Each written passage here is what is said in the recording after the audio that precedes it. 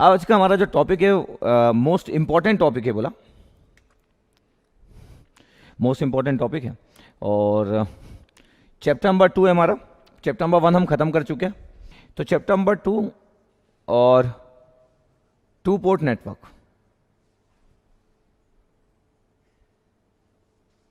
To port network. Okay, yes, देखो ध्यान से। अब अगर मैं टू पोर्ट नेटवर्क बोल रहा हूं आपके पास, तो जस्ट हमको क्लियर रहना चाहिए कि टू टर्मोलॉजी होता है आपके पास। एक होता है वन पोर्ट नेटवर्क,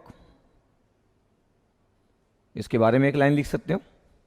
तो one port network that means one terminal network, one terminal network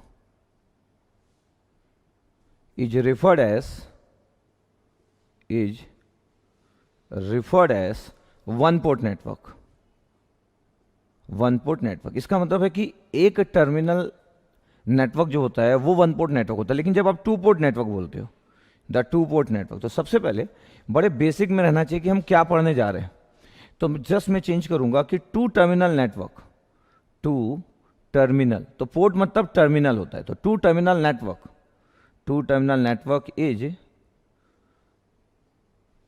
referred as two port network, referred as two port network। बड़ा सिंपल है आपके पास। तो अगर मैं जस्ट डेफिनेशन लिखा वन पोर्ट नेटवर्क की, तो वन टर्मिनल नेटवर्क और टू टर्मिनल नेटवर्क क्या मतलब है? जैसे अगर आपके पास एक नेटवर्क है और इस नेटवर्क में सिर्फ एक टर्मिनल है, सिर्फ इनपुट टर्मिनल है, इनपुट लिख रहा हूं, ये इनपुट टर्मिनल है, बस ओनली इनपुट टर्मिनल, ये वन पोर्ट नेटवर्क है। अगर इस फिगर को मैं बोलूं तो ये one port, one terminal network है जिसमें सिर्फ एक ही टर्मिनल होगा, आइदर इनपुट या आउटपुट। एक और नेटवर्क बना दे रहा हूं जिसमें सिर्फ आउटपुट टर्मिनल है, ये देखो सिर्फ output terminal, this only output terminal, ये भी वन पोर्ट नेटवर्क हो गया। तो आपको ये आइडिया तो हो गया कि port that is the terminal, चाहे फिर आपके पास जनरेटर लगा दो इनपुट में, चाहे फिर मोटर लगा दो आउटपुट में, इट्स ओके, उसके बारे में ज़्यादा बात करने की इतनी नीड नहीं है। लेकिन जब मैं टू पोर्ट नेटवर्क बोलता हूं तो एक ऐसा नेटवर्क जिसमें दोनों ही टर्मिनल होंगे, तो input terminal and output terminal, ये इनपुट हुआ और ये आउटपुट हुआ, ये इसको बोलते हैं two port network, two terminal network. हम ये पढ़ने जा रहे हैं, the two port network, two terminal network, input terminal as well as output terminal, this one. In general जैसे अगर मैं एग्जांपल की बात करूं कि एग्जाम्पल आप टू पोर्ट नेटवर्क के देखे हो, अगर मैं बोलूं कि आप अगर ट्रांजिस्टर को अगर देखे हो, अगर ऐसे एम्पलीफायर अगर आप ट्रांजिस्टर को कभी यूज कर रहे हो, ट्रांजिस्टर या जे फेट या मॉसफेट ऐसे अगर आप यूज कर रहे हो, एक आउटपुट है आपके पास, सप्लाई बना दिया, एमीटर को ग्राउंडेड कर देता हूँ और बेस में एक सिग्नल अप्लाई कर देता हूँ, ये बेस में एक सिग्नल अप्लाई कर दिया, तो पता आपके पास ये वी है, तो ये इनपुट है, ये इनपुट है और ये आउटपुट है। तो आप इनपुट प्रोवाइड करते हो, एम्पलीफिकेशन की बात करते हो, तो ये एक टू पोर्ट नेटवर्क हुआ जहां पे इनपुट टर्मिनल भी होगा और आउटपुट टर्मिनल भी होगा। अगर बेसिक और बात करूं, इन जनरल आप ट्रांसफार्मर को जानते हो, ट्रांसफार्मर को जानते हो, N1:N2, चाहे स्टेप अप हो चाहे स्टेप डाउन हो। तो आप बोलते हो कि देखो आपके पास ट्रांसफार्मर में एक इनपुट आपके पास है टर्मिनल और एक आउटपुट टर्मिनल, ये तो एग्जाम्पल नंबर 1 बोला, ये एग्जाम्पल नंबर 2। तो बहुत सारे आपके पास ऐसे एग्जाम्पल ले सकते हो जहां पे इनपुट टर्मिनल भी होगा और आउटपुट टर्मिनल भी होगा, जहां पे इनपुट टर्मिनल भी होगा और आउटपुट टर्मिनल भी होगा, that means the two port network, two terminal network. यही हमारा चैप्टर है और ये इसका जो बेसिक है, ये अगर क्लियर हो तो मेरे अकॉर्डिंग इससे इजी चैप्टर कुछ होता ही नहीं पूरे के पूरे नेटवर्क थ्योरी में। बहुत सारे लोग, टीचर या स्टूडेंट लोग, कई बार इसको थोड़ा अवॉइड करते हैं, लास्ट में पढ़ना चाहते हैं, जबकि इसको स्टार्टिंग में पढ़ना चाहिए, क्योंकि बेसिक कंसेप्ट आप नेटवर्क से रिलेटेड है, तो इसको लास्ट में पढ़ने की नीड ही नहीं है। तो अब देखो आपके पास ये लिखा मैं। अब अगर मैं बोल रहा हूं कि चलो अगर मैं टू पोर्ट नेटवर्क के रिप्रेजेंटेशन की बात करता हूं, representation of to port network, ठीक है, ध्यान से आप देखिएगा, पूरी चीज़ों को नोट कीजिएगा। अगर मैं बोलूं कि representation of to port network, representation of to port network, जब आप एक रिप्रेजेंटेशन की बात कर रहे हो टू पोर्ट नेटवर्क की, देखिएगा नोट्स बहुत प्रॉपर बनाना आप। नॉर्मली जितने मेरे स्टूडेंट्स हैं ऐप वाले, वो लोग बहुत ही अच्छे से नोट्स बनाते हैं, यूट्यूब वाले लोग भी अपना नोट्स बना सकते हो। ये अब होता है कि आपके पास 2 पोर्ट नेटवर्क में एक हम बोलते हैं V1 होगा, ये स्टाइल है, एक I1 होगा, एक V2 होगा और एक I2 होगा। ये अगर मैं बोलूं कि क्या क्या है, तो मैं बोल रहा हूं देखो V1 जो है वो इनपुट पोर्ट वोल्टेज है, इनपुट पोर्ट वोल्टेज, ठीक है। फिर I1 क्या है, इनपुट पोर्ट करंट है। तो एक बार ध्यान से देख लो, इनपुट पोर्ट करंट, ये इनपुट साइड का हो गया। V2 क्या हो गया, I2 क्या हो गया, output port current, is the output port current, output port current हो गया। V2 क्या हो गया, output port voltage, output port voltage. देखो आपके पास अगर मैं बोलूँ कि देखो टर्म कितने हैं, एक V1 है इसको 1 नंबर दे देता हूँ, एक I1 है इसको 2 नंबर दे देता हूँ, एक V2 है इसको 3 नंबर दे देता हूँ और एक I2 है इसको 4 नंबर दे देता हूँ। This one is the V1 I1 V2 I2। तो 2 पोर्ट आपके पास, रिप्रेजेंटेशन ऑफ 2 पोर्ट नेटवर्क। तो मैं बोल रहा हूँ कि देखो आपके पास 4 टर्म्स है, V1 I1 V2 I2, there are 4 terms.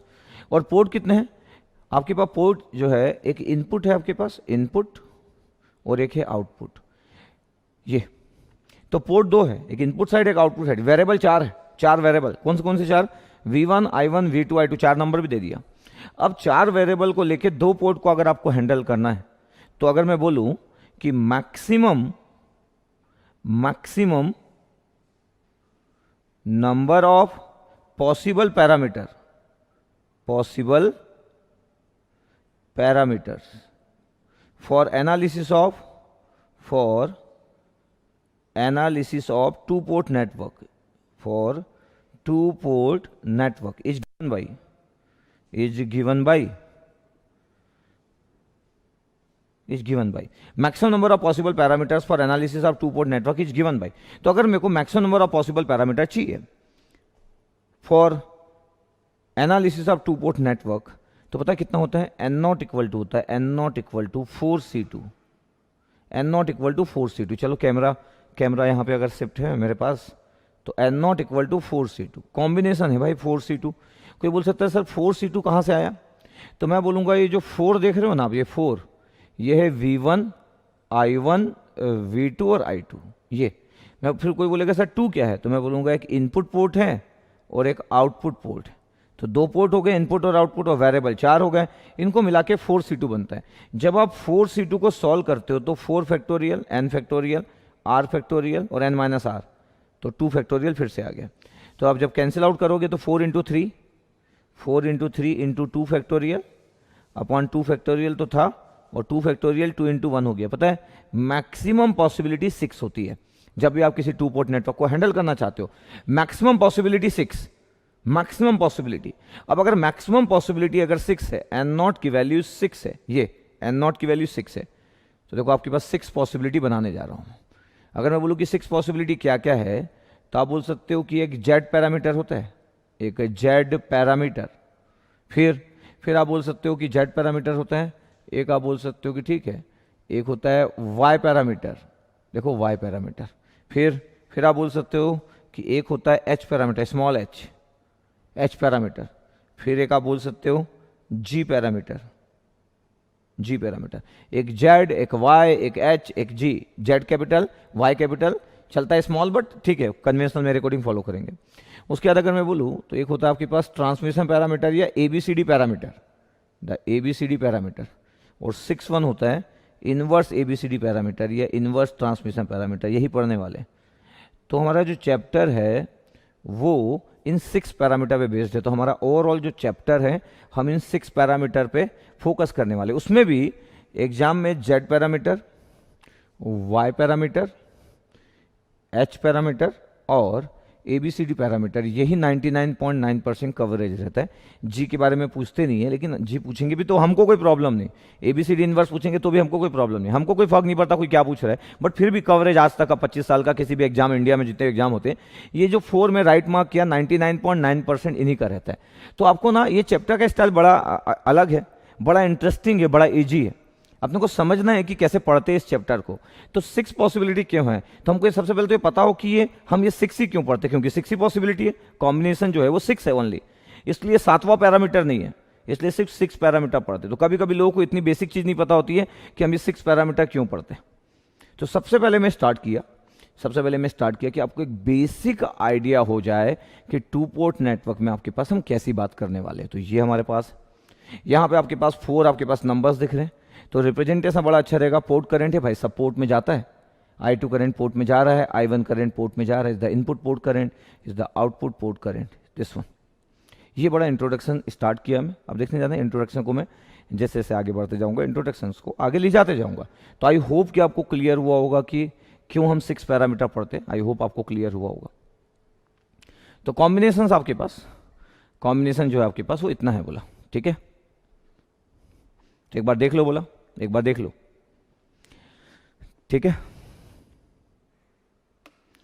तो आप ध्यान से पढ़ेंगे बोला। अभी टेलीग्राम पे क्यों मेरे ऐप वाले लोग पूछ रहे टेलीग्राम, अभी तो आप ये पढ़ रहे हो ना, अभी कहाँ दूसरी बात करना नहीं चाहिए। पूरा फोकस ये जो चीज़ मैं पढ़ा रहा हूँ उस पर पूरा फोकस करो।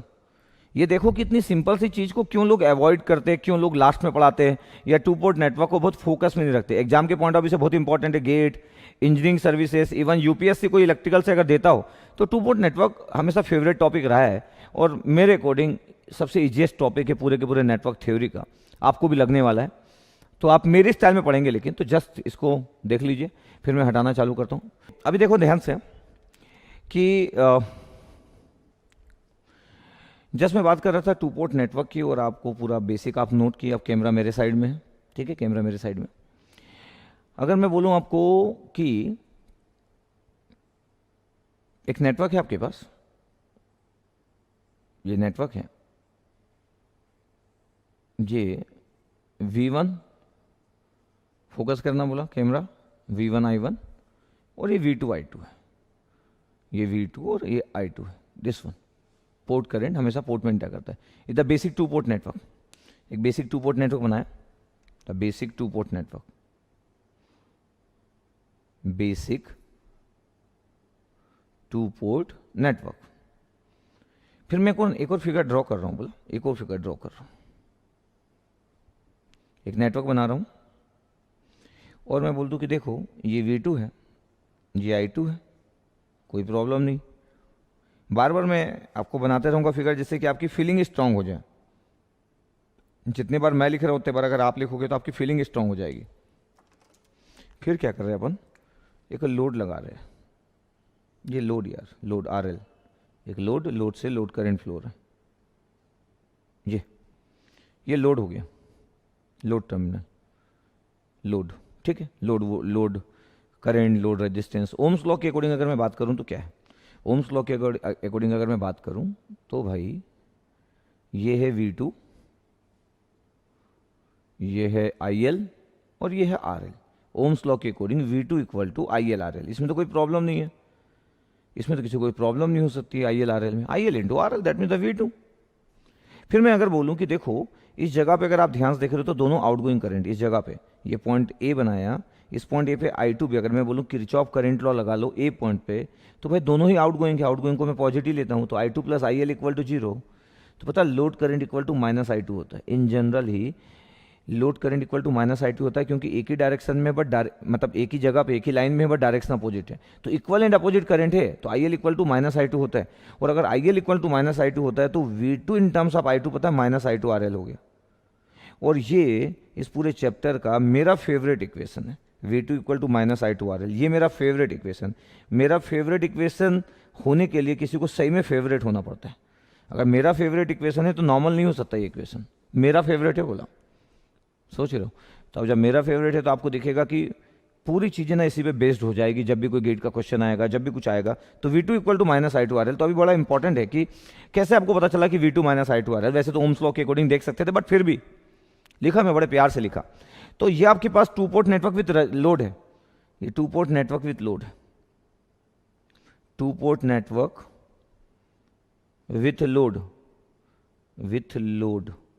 ठीक है भाई, ये 2 पोर्ट नेटवर्क विथ लोड है, ओके। तो बड़ा बेसिक से आपको आइडिया रहना चाहिए। तो एक बेसिक 2 पोर्ट नेटवर्क बनाया, V1 I1 V2 I2, port currents, port voltages, यहाँ पे पोर्ट करंट, पोर्ट वोल्टेजेस, और एक लोड भी बना दिया। तो मैं बोला कि मेरा फेवरेट इक्वेशन है V2 इक्वल टू, ठीक है, V2 equal to minus I2 RL। ठीक है, minus I two R L, ठीक है। तो बहुत सारे लोग, अब देखते हैं आप लोग यूट्यूब वाले क्या कर सकते हैं, बाकी मेरे ऐप वाले तो एंजॉय कर रहे हैं बोला, ठीक है, आप देखते रहना। अब मैं बोल रहा हूँ कि इसको बोलते हैं बड़ा बेसिक वाला पार्ट, जिसमें किसी को डाउट भी नहीं हुआ होगा, इट्स वेरी सिंपल। अब मेरे पास 6 पैरामीटर थे, मेरे पास कितने पैरामीटर थे, 6 पैरामीटर, 6 पैरामीटर के बारे में बताया। अब मैं स्टार्ट करता हूँ, बोला स्टार्ट करता हूँ 1 बाई 1, 1 बाई 1 करता हूँ। इसका मतलब है कि फर्स्ट में स्टार्ट करूंगा जेड पैरामीटर, जेड पैरामीटर। पता है जेड मतलब नेटवर्क में ना इंपेडेंस होता है, जेड मतलब इंपेडेंस होता है, और किसी के लिए हम इंपेडेंस के लिए और कोई सिंबॉलिक नोटेशन यूज नहीं करते। तो इंपेडेंस पैरामीटर तो पहले लिख दिया, बिना पढ़े ही लिख दिया कि इंपेडेंस पैरामीटर, ठीक है। चलो ये स्टार्ट कर रहे हैं अपन जेड पैरामीटर, और जेड को इंपेडेंस बोलते हैं इन जनरल, सभी को पता होता, नहीं पता है तो बता दिया मैं, ठीक है। हाँ, तो Shukla ji love you to, ठीक है। मेरे ऐप वाले लोग लव यू वगैरह चलते रहता है ना, वो लोग में से बहुत ज़्यादा प्यार करते हैं, तो ठीक है, ओके। तो जेड पैरामीटर इंपेडेंस पैरामीटर लिखा, बोला Z parameter, that mean impedance parameter.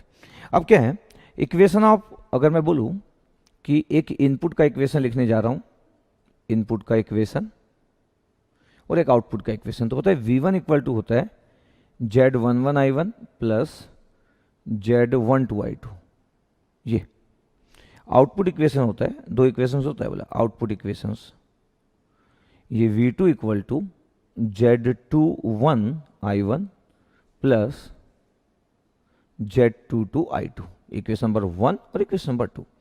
एक इनपुट इक्वेशन लिखा और एक आउटपुट इक्वेशन लिखा, देखो 2 इक्वेशन लिखा।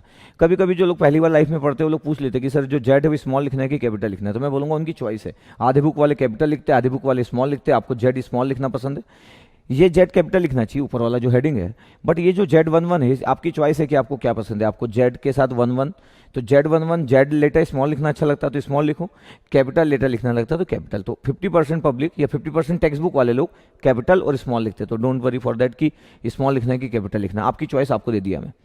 अब देखो ध्यान से, एक इनपुट इक्वेशन एक आउटपुट इक्वेशन, इक्वेशन जैसे आप देख पा रहे हो, यहाँ दिख रहा है एक बार। अब अगर मैं बोलूँ इन इक्वेशन को ध्यान से देखना है, बोला क्योंकि जेड हम इस चैप्टर में ना इक्वेशंस को बड़ा अच्छा केयर करते हैं, बोला कैसे। अगर मैं बोलूँ कि देखो V1 किसका फंक्शन है, तो आप बोलोगे कि सर V1 तो I1 I2 का फंक्शन है, तो मैं बोलूँगा ठीक बात बोल रहा हूँ। फिर अगर मैं बोलूँगा कि V2 किसका फंक्शन है, तो आप बोलोगे V2 भी सर I1 I2 का फंक्शन है। अगर कोई किसी पे डिपेंडेंट है तो पता आपके पास क्या हो गया कि डिपेंडेंट वेरिएबल्स ना V1 V2 हो गया, डिपेंडेंट वेरिएबल्स V1 V2 हो गया, और इंडिपेंडेंट वेरिएबल जो है I1 I2 हो गया। इंडिपेंडेंट वेरिएबल्स, तो इंडिपेंडेंट वेरिएबल जो हो गया वो I1 I2 हो गया जी। इसका मतलब ये है कि dependent variables function of independent variables है, ये dependent variable function of independent variable है। तो I1 और I2 इंडिपेंडेंट वेरिएबल होता है, पता है आपके पास जेड पैरामीटर में I1 और I2, क्या मतलब है इसका कि इंडिपेंडेंट वेरिएबल होता है। सोच सकता है कुछ लोग कि सर समझ नहीं अच्छे से क्या मतलब है इसका, हम तो ऐसा नहीं देखते, हम तो बड़ा बेसिक पढ़ते। तो मैं बोल रहा हूँ कि I1 और I2 इंडिपेंडेंट वेरिएबल है, इसका क्या मतलब है। तो मैं एक की पॉइंट लिखने जा रहा हूँ अपनी कॉपी में, एक गुड की पॉइंट, एक गुड की पॉइंट। क्या की पॉइंट लिखने जा रहा हूँ, for existence of Z parameter, note down, for existence of Z parameter, for existence of Z parameter, I1 and I2 should be independent from each other. Note down, for existence of Z parameter, I1 and I2 should be independent. I1 and I2 should be independent from each other. I1 and I2 should be independent from each other. Next line, if I1 function of only I2, और एक ही बात है और करके लिखना I2 function of only I1। अगर ऐसा है then Z parameter does not exist, तो Z parameter exist ही नहीं करता है। क्या बोला मैं, if I1 function of only I2, और एक ही बात है, जब ये इसका फंक्शन है तो वो अपने आप इसका फंक्शन होगा, then Z parameter does not exist, then Z parameter does not exist. हम ये सब बात ही नहीं करते कि जेड पैरामीटर कब एग्जिस्ट करता है कब नहीं करता, ये ज्यादा बात नहीं करते, हम सिर्फ पढ़ते जाते हैं कि ये जेड पैरामीटर के इक्वेशन याद कर लो याद कर लो याद कर लो। हम ये बात ही नहीं करते कि इसकी कंडीशंस क्या है, इंडिपेंडेंट वेरिएबल का मतलब क्या होता है। तो इंडिपेंडेंट वेरिएबल अगर आप I1 I2 को बोल रहे हो तो इंडिपेंडेंट होना चाहिए। अगर इंडिपेंडेंट वेरिएबल डिपेंडेंट वेरिएबल बन गया तो पैरामीटर कैसे एग्जिस्ट करेगा। तो जिस दिन भी I1 और I2 डिपेंडेंट वेरिएबल होगा जेड पैरामीटर एग्जिस्ट ही नहीं करेगा। I1 का फंक्शन ऑफ ओनली I2 होना या I2 का फंक्शन ऑफ ओनली I1 होना, इसका मतलब डिपेंडेंट वेरिएबल हो गया I1 एंड I2, और I1 और I2 अगर डिपेंडेंट वेरिएबल हो गया तो पता आपके पास जेड पैरामीटर एग्जिस्ट नहीं करेगा। तो हर वो जगह जहां पे I1 और I2 डिपेंडेंट वेरिएबल होंगे जेड पैरामीटर एग्जिस्ट नहीं करता है। ओनली लिखा हूं, ओनली, ठीक है, ओके। तो ऐसा करके अपन स्टार्ट किया, ऐसा करके जस्ट स्टार्ट किया कि क्या आपके पास टर्मोलॉजी, ओके। अब देखो, अगर ध्यान से देख रहा हूं मैं, इक्वेशन 1 को देख रहा हूं, इक्वेशन 2 को देख रहा हूं, अगर मैं बोलूं कि चलो Z11 लिखता हूं मैं कि Z11 क्या है, कैपिटल या small letter, Z11 equal to, देखो ये दिखना चाहिए, Z11 equal to V1 upon I1 1 I2 equal to 0, ये Z11 है बोला। V1 upon I1 when I2 equal to 0, इसको बोलते हैं driving point, driving point, driving point input impedance, input impedance, input impedance when output equal to open circuit. क्यों output equal to open circuit, I2 0 है ना, current 0 मतलब open circuit, कौन सा current, output का, तो आउटपुट इज ओपन सर्किट। तो अगर आपको Z11 निकालना है तो ड्राइविंग पॉइंट इनपुट इंपेडेंस होता है बोला। क्यों अपन बोलते हैं ड्राइविंग पॉइंट, ड्राइविंग पॉइंट इसलिए क्योंकि वो सेम टर्मिनल में वोल्टेज और करंट का रेशियो है, इनपुट टर्मिनल का वोल्टेज और इनपुट टर्मिनल के करंट का रेशियो है, तो सेम टर्मिनल को ड्राइव कर रहा है। जिस जगह पे हम बैठे वहीं पे हम ड्राइविंग पोजीशन पे बैठे हैं, तो ड्राइविंग पोजीशन पे हम लोग हो गए ना, तो वहीं पे हमारे पास हम ही कंट्रोल कर रहे हैं। तो V1 upon I1 is the driving point, और इंपेडेंस क्यों, वोल्टेज बाय करंट, इनपुट क्यों, input voltage by input current, तो why impedance voltage by current, why input, because input voltage upon input current, why driving point, because we are driving that impedance from the input side actually. So driving point input impedance Z11. Next one Z12 1 by 2 is the V1 upon I2 1 I1 equal to 0. अब देखो आपके पास ये voltage input का है but current output का है, voltage input का है करंट आउटपुट का है, एक टर्मिनल पे वोल्टेज है दूसरे टर्मिनल पे करंट है, इसको ट्रांसफर पॉइंट बोलते हैं या ट्रांसफर बोलते हैं, ट्रांसफर। मैं नॉर्मली बोल देता हूँ इनपुट, बहुत कम बुक में ऐसा इनपुट लिखा रहता है, सिर्फ ट्रांसफर लिखा रहता है, बट फिर भी मैं बोल देता हूँ ट्रांसफर इनपुट इंपेडेंस, क्योंकि हम वोल्टेज ऊपर लिख रहे हैं तो ट्रांसफर इनपुट इंपेडेंस। ऐसे एग्जाम में कोई लिख के नहीं देगा, सिर्फ ट्रांसफर इंपेडेंस बोलेंगे, ट्रांसफर इनपुट इंपेडेंस वन है ना, एग्जाम वाले लोग इनपुट नहीं बोलेंगे, सिर्फ ट्रांसफर इंपेडेंस बोलेंगे, उनका चल जाता है। Transfer input impedance when input equal to OC, input equal to OC, input is open circuited because input current is 0। ये Z12 हुआ, Z21 क्या होगा, 2 by 1 V2 by I1 1 I2 equal to 0। ये अब देखो आपके पास ये भी ट्रांसफर है, ये भी ट्रांसफर है, बट दिस द V2, तो मैं आउटपुट बोल देता हूँ, एग्जाम वाले आउटपुट नहीं बोलेंगे ना इसको इनपुट बोलेंगे, वो सिर्फ इंपेडेंस पूछेंगे बट बता देंगे कि क्या पूछ रहे हैं। तो ऐसा नहीं होगा कि आप सोचेंगे ये पूछे कि वो पूछे, वो बता देंगे कि क्या कंडीशंस क्या है करके। When output equal to open circuit, condition दोनों की अलग अलग है, ये output equal to open circuit. और लास्ट वन जो है आपके पास Z22, Z22 है V2 अपॉन I2, Z22 है V2 upon I2 when I1 equal to 0, when I1 equal to 0। पता है आपके पास ये है ड्राइविंग पॉइंट, फिर से ड्राइविंग सीट पे आ गया अपन, is the driving point output impedance, driving point output impedance when input equal to open circuit, when input equal to open circuit। तो again driving point output impedance, तो 4 type के impedance होते हैं, इतने टाइप के इंपेडेंस होते हैं, पता है ओवरऑल इतने टाइप के इंपेडेंस होते हैं। सब में कॉमन चीज क्या है, सब में कॉमन चीज है पता है आपके पास, अगर मैं ध्यान से देखूं तो ओपन सर्किट या आउटपुट ओपन सर्किट है या तो इनपुट ओपन सर्किट है, ये देखो आपके पास कॉमन चीज है ओपन सर्किट का होना, आइदर इनपुट और आउटपुट। अब अगर इतना अगर कॉमन चीज है अगर किसी के पास एक ही जगह, सब में कॉमन चीज है बोला, सब में। ये मैं ऐसा कर रहा हूं, आप ऐसा मत करना कॉपी में, ये मैं आपके लिए समझाने के लिए करता हूं। इसका मतलब ये हुआ कि जेड पैरामीटर में विदाउट ओपन सर्किट किए कुछ बात की जा सकती? नहीं भाई, नहीं की जा सकती। या तो आउटपुट ओपन होगा या तो इनपुट ओपन होगा। विदाउट ओपन सर्किट किए आइदर इनपुट और आउटपुट, जेड पैरामीटर की बात ही नहीं की जा सकती। जेड पैरामीटर का डेफिनेशन पॉसिबल ही नहीं है बिना ओपन सर्किट किए। इसका क्या मतलब हुआ? एक और की पॉइंट, एक और की पॉइंट, आप ऐसा मत कर लेना बोला, अपनी कॉपी आपकी है, कॉपी। एक टीचर को बोर्ड में अलग टाइप से बताना चाहिए, कॉपी में एक स्टूडेंट को बड़ा अच्छे से अलग टाइप से लिखना चाहिए। Key point, Z parameter is referred as open circuit parameter. क्या बोला? बड़ा सिंपल सा पॉइंट है, Z parameter is referred as open circuit parameter, the open circuit parameter. तो कभी कोई अगर बोल दे कि open circuit parameter find out करो, तो अपने को पता है कि जेड पैरामीटर के बारे में बात चल रही है। अपने को पता है कि वो किसके बारे में बात चल रही है? जेड पैरामीटर के बारे में बात चल रही है, ओपन सर्किट पैरामीटर। तो अपने पास तीन चीज हो गए, Z parameter, impedance parameter, open circuit parameter. बस तीन ही टर्म यूज करते हैं अपन। कोई बोलेगा जेड, कभी कोई बोलेगा इंपेडेंस, और कभी कोई बोलेगा ओपन सर्किट। बस तीन ही टर्म यूज होते हैं, चौथा कोई टर्म यूज नहीं होता पूछते समय। तो किसी की चॉइस है, उसको जेड बोलना है, इंपेडेंस पैरामीटर बोलना है, या किसी को ओपन सर्किट पैरामीटर बोलना है। यह सामने वाले की चॉइस है जो क्वेश्चन फ्रेम करता है। ठीक है, अब देखना ध्यान से। अगर मैं बोलूं कि आपको Z11 का फिगर ड्रॉ करना है, किसी को मैं बोलूं कि देखो एक 2 पोर्ट नेटवर्क है, 2 पोर्ट नेटवर्क है, और मेरे को ना Z11 का एक फिगर ड्रॉ करना है, Z11 का फिगर ड्रॉ करना है भाई। तो मैं बोलूंगा ठीक है, कोई प्रॉब्लम नहीं है। Z11 में आउटपुट ओपन सर्किट होता है। देखो I2 की वैल्यू 0 एम्पियर लिख लिए, ये देखो, और ये V1 है, ये I1 है, ये तो फिगर है बेसिक। तो मैं बोल रहा हूँ कि Z11 का फिगर क्या होगा? तो Z11 का एरो ऐसा हो गया, ये Z11 का एरो बना लिए। Z11 इक्वल टू क्या होता है? V1 upon I1 when I2 equal to 0। Figure बन गया भाई, the figure for driving point input impedance, the figure for driving point input impedance, because output is open circuited, और input से impedance find out कर लो, input से impedance find out कर लो। ठीक है, अगर मैं किसी को बोलूँ कि चलो एक और फिगर बनाते हैं, एक और फिगर बनाते हैं, क्या फिगर बनाते हैं?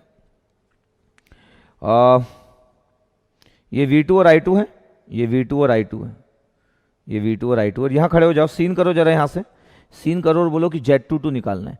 But Z22 V2 upon I2 होता है, V2 अपॉन I2 होता है, तो फिर I1 की वैल्यू कितना हो गया? 0। इनपुट इज ओपन सर्किटेड, तो इनपुट ओपन है भाई, भूलना नहीं है कि I1 की वैल्यू 0 एम्पियर है, I1 की वैल्यू 0 एम्पियर है, ये द V1।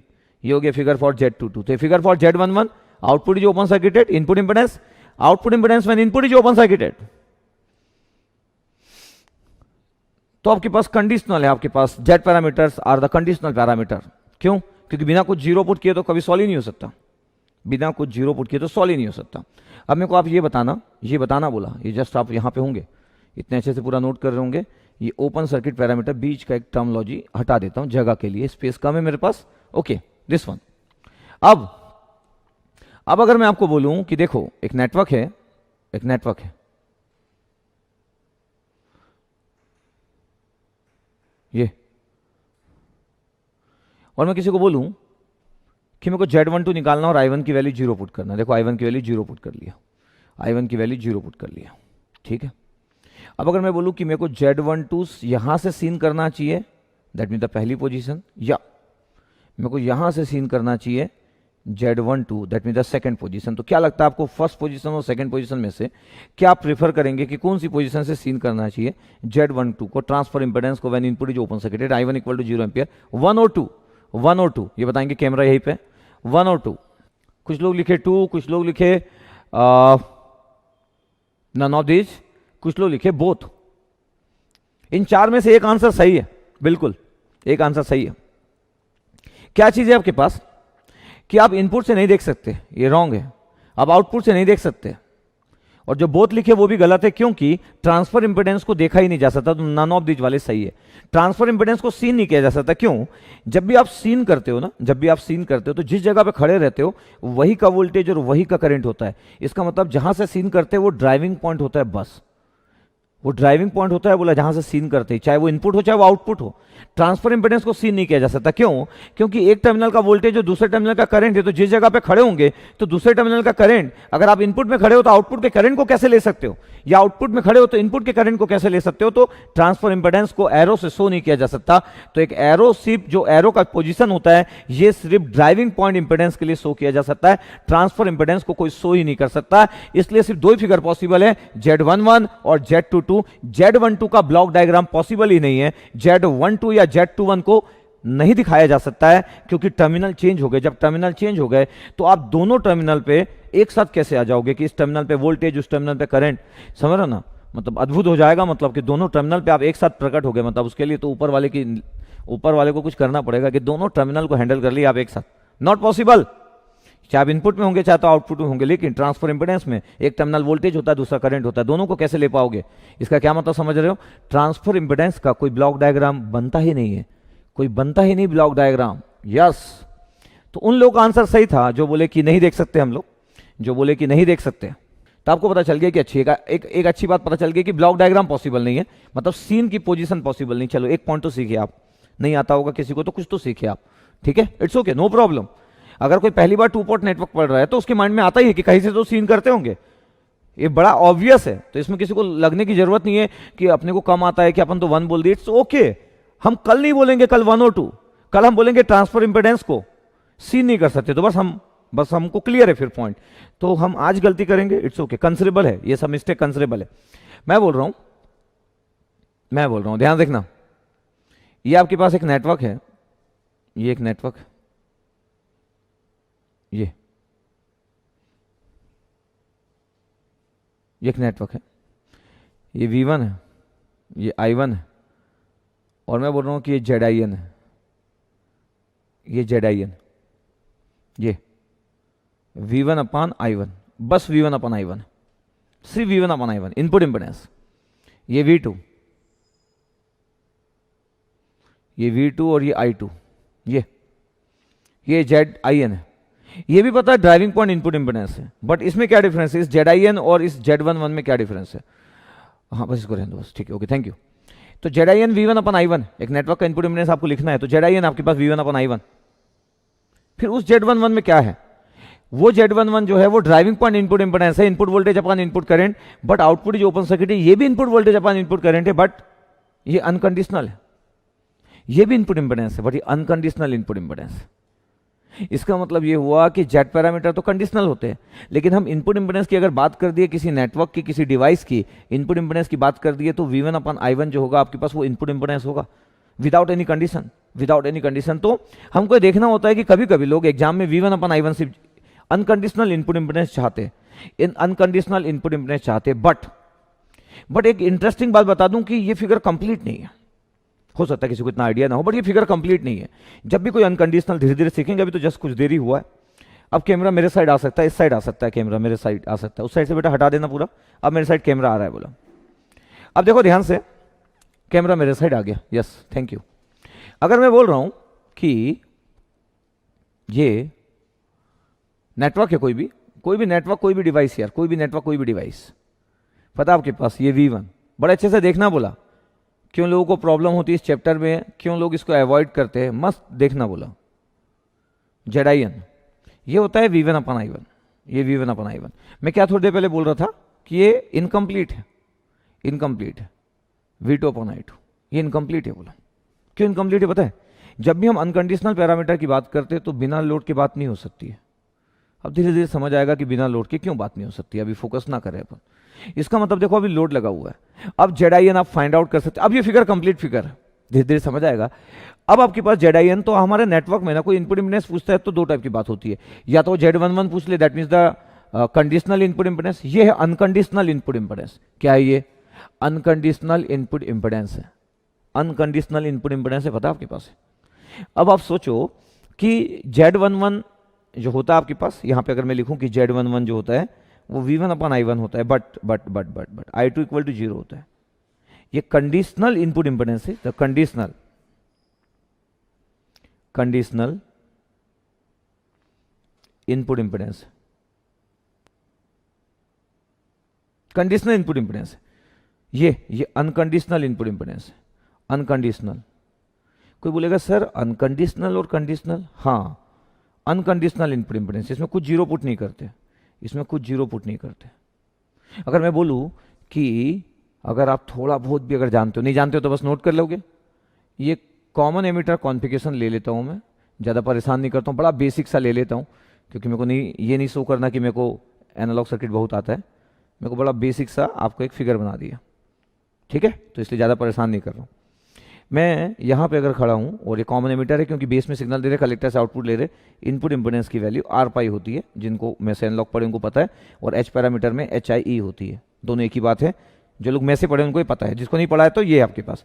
जब आप इनपुट इंपोनेंस फाइंड आउट करते हो ना, तो इनपुट वोल्टेज अपन इनपुट करंट का रेशियो होता है, इसमें कुछ जीरो नहीं होता है। ये वही है जिसको आप ZIN बोलते हैं, ये वही है जिसको आप ZIN बोलते हैं। इसका मतलब है एक एम्पलीफायर का इनपुट इंपोनेंस जो होता है वो अनकंडीशनल होता है। उसमें थोड़ी हम I2 जीरो पुट कर देंगे कि पता चला कि आप I2 की वैल्यू को जीरो पुट कर दी, कंडीशनल नहीं होता है। एक एम्पलीफायर में जब भी आप इंपोनेंस फाइंड आउट करते हैं, इनपुट आउटपुट इंपोनेंस, वो कंडीशनल नहीं होते, बट जेड पैरामीटर कंडीशनल होते हैं, तो एक इंपोनेंस फाइंड आउट कर लिए। देखो ध्यान से देखना, तो एक एम्पलीफायर का इनपुट इंपोनेंस जो होता है वो ZIN होता है, Z11 नहीं होता है।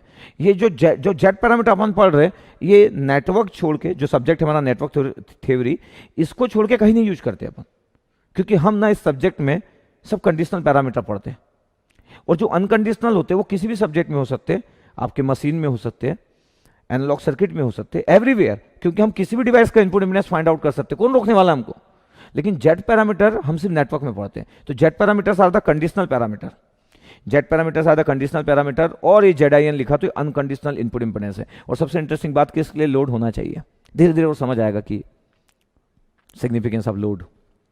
ठीक है, तो मैं सबसे पहले चाहता हूं कि पहले मेरे को एक अच्छा खासा आइडिया हो। अगर मैं आपको बोलूं, ध्यान देखना, अगर मैं आपको बोलूं कभी आप ट्रांसफार्मर के बारे में सुने हो, अगर आप कोई भी ब्रांच के स्टूडेंट्स, इससे मेरे को कोई फर्क नहीं पड़ता, मेरे को कोई भी फर्क नहीं पड़ता, इतना बेसिक तो मैं 12th क्लास वाले को भी पढ़ा दूंगा।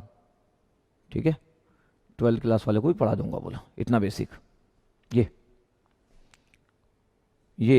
V1 है, ये I1 है, ये V2 है, और ये I2 है। ये ऐसा लिखा मैं, ध्यान देना। स्मॉल n की वैल्यू N1/N2 लिख रहा हूं। ठीक है, अगर मेरे को बताना कि V1/V2 इक्वल टू N/1, ये पहला इक्वेशन लिखा, और I2/I1, ये I2/I1 की वैल्यू लिखा मैं,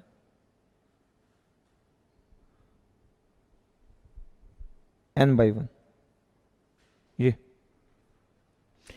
कितने लोगों को लगता है कि सही लिखा हूं? इस फिगर को जब देख रहे हो आप, तो कितने लोगों को लगता है ट्रांसफार्मर के बारे में, फिर मैं बात कर रहा हूं कि मेरे को क्या बात करना है, कितने लोगों को लगता है आपके पास कि ये सही लिखा हुआ है? ये आपके पास यस है और ये नो है। ये first one is yes, second one is no. क्यों पता है आपके पास? क्योंकि ना जो आप ट्रांसफार्मर में जो I2 करंट देते हैं ना, वो लोड करंट होता है हमेशा। इसका मतलब है कि अगर मैं एक लोड रेजिस्टेंस बना लूँ, ट्रांसफार्मर तो लोड होगा ना, एक लोड रेजिस्टेंस बना लूँ RL, और अगर ये load current IL current flow रहा है, तो एक्चुअली ना ये जो हम ट्रांसफार्मर में जब पढ़ते हैं, जब आप ट्रांसफार्मर कभी भी लाइफ में पढ़ते हो, उसको I2 लिखा रहता है, तो एक्चुअली गलत है। अगर मैं IL/I1 बोलता, IL/I1 बोलता, लोड करंट अपन इनपुट करंट, और फिर N/1 लिखता, तो ये इक्वेशन सही होता, ये इक्वेशन सही होता, बोला ये इक्वेशन सही होता। तो कई बार हमको बड़ी बेसिक चीजें नहीं पता रहती कि अच्छा, हम तो कभी सोचे नहीं कि I2 करंट जो था वो लोड करंट था कि पोर्ट करंट था। तो किसी को कोई मतलब ही नहीं पोर्ट करंट और लोड करंट से। एक अटेंटिव स्टूडेंट को बड़ा मतलब होता है कि वो पोर्ट करंट है, इसी में तो कंसेप्ट इधर उधर से उधर हो जाता है, इतना ही तो कंसेप्ट चाहिए रहता है। तो ठीक है, धीरे धीरे हम सीखते जाते हैं चीज़ों को कि हम मिस्टेक ना करें। तो एक्चुअली जब आप ट्रांसफार्मर में रहते हैं उसमें तो I2 लिखा रहेगा लोड करंट को, वो क्यों पोर्ट करंट की बात करेंगे, तो वो I2 ही लिखा रहता है लोड करंट को, तो इसलिए वो लोग I2 लिख देते हैं क्योंकि उनका I2 लोड होता है। ठीक है, I2 उनको लोड होता है, बोला ठीक है, ध्यान से देखने जाना, बोला I2 उनको लोड होता है। अब मेरी बात सुनी रहे हो आप ध्यान से। अब अगर मैं किसी को बोलूं कि मेरे को ना जेड पैरामीटर फाइंड आउट करना है, जेड पैरामीटर फाइंड आउट करना है इस ट्रांसफार्मर के लिए, जेड पैरामीटर यार, तो मैं कैसे लिखूंगा जेड पैरामीटर? मैं बोलूंगा कि Z11 क्या होगा, तो आप बोलोगे सर V1/I1। मैं बोलूंगा कंडीशंस क्या होगा, तो I2 इक्वल टू 0। अब सोचो I2 अगर आपके पास 0 है, ये इक्वेशन अभी आपके पास, इसको सही कर देता हूं मैं। ये सही कैसे हुआ? ये तो सही है। तो IL और I2 का क्या रिलेशन होता है? अपोजिट। तो एक्चुअली I2/I1 अगर आप लिख रहे हो तो -N/1 हो गया, ये सही हो गया। आप दिस वन इज करेक्ट, क्योंकि लोड करंट और port current equal and opposite होता है। अब ध्यान से देखो कि हमारे पास है I2/I1 इक्वल टू -N/1। अब सोचो अगर I2 जीरो होगा तो I1 जीरो होगा कि नहीं, तो I2 जीरो हो गया तो ऑटोमेटिकली I1 जीरो हो गया, और ऑटोमेटिकली अगर I1 जीरो हो गया तो V1 बाई जीरो हो गया भाई, और V1 बाई जीरो मतलब इन्फानेट, तो Z11 इन्फानेट आ गया। Z12 निकाल रहे हो तो 1/2, देखो मैं कैसे लिखता हूँ 1/2 वोल्टेज बाई करंट, देखना मेरी स्टाइल देखना, वोल्टेज बाई करंट 1/2, और करंट अगर I2 है तो यहाँ पे I1 होगा, अगर I1 है तो I2 भी जीरो होगा, क्योंकि एक करंट जीरो से दूसरा करंट जीरो होता है ना। आप तो जेट पर, आप तो ट्रांसफॉर्मर पढ़ रहे हो, तो V1/0 answer will be infinite.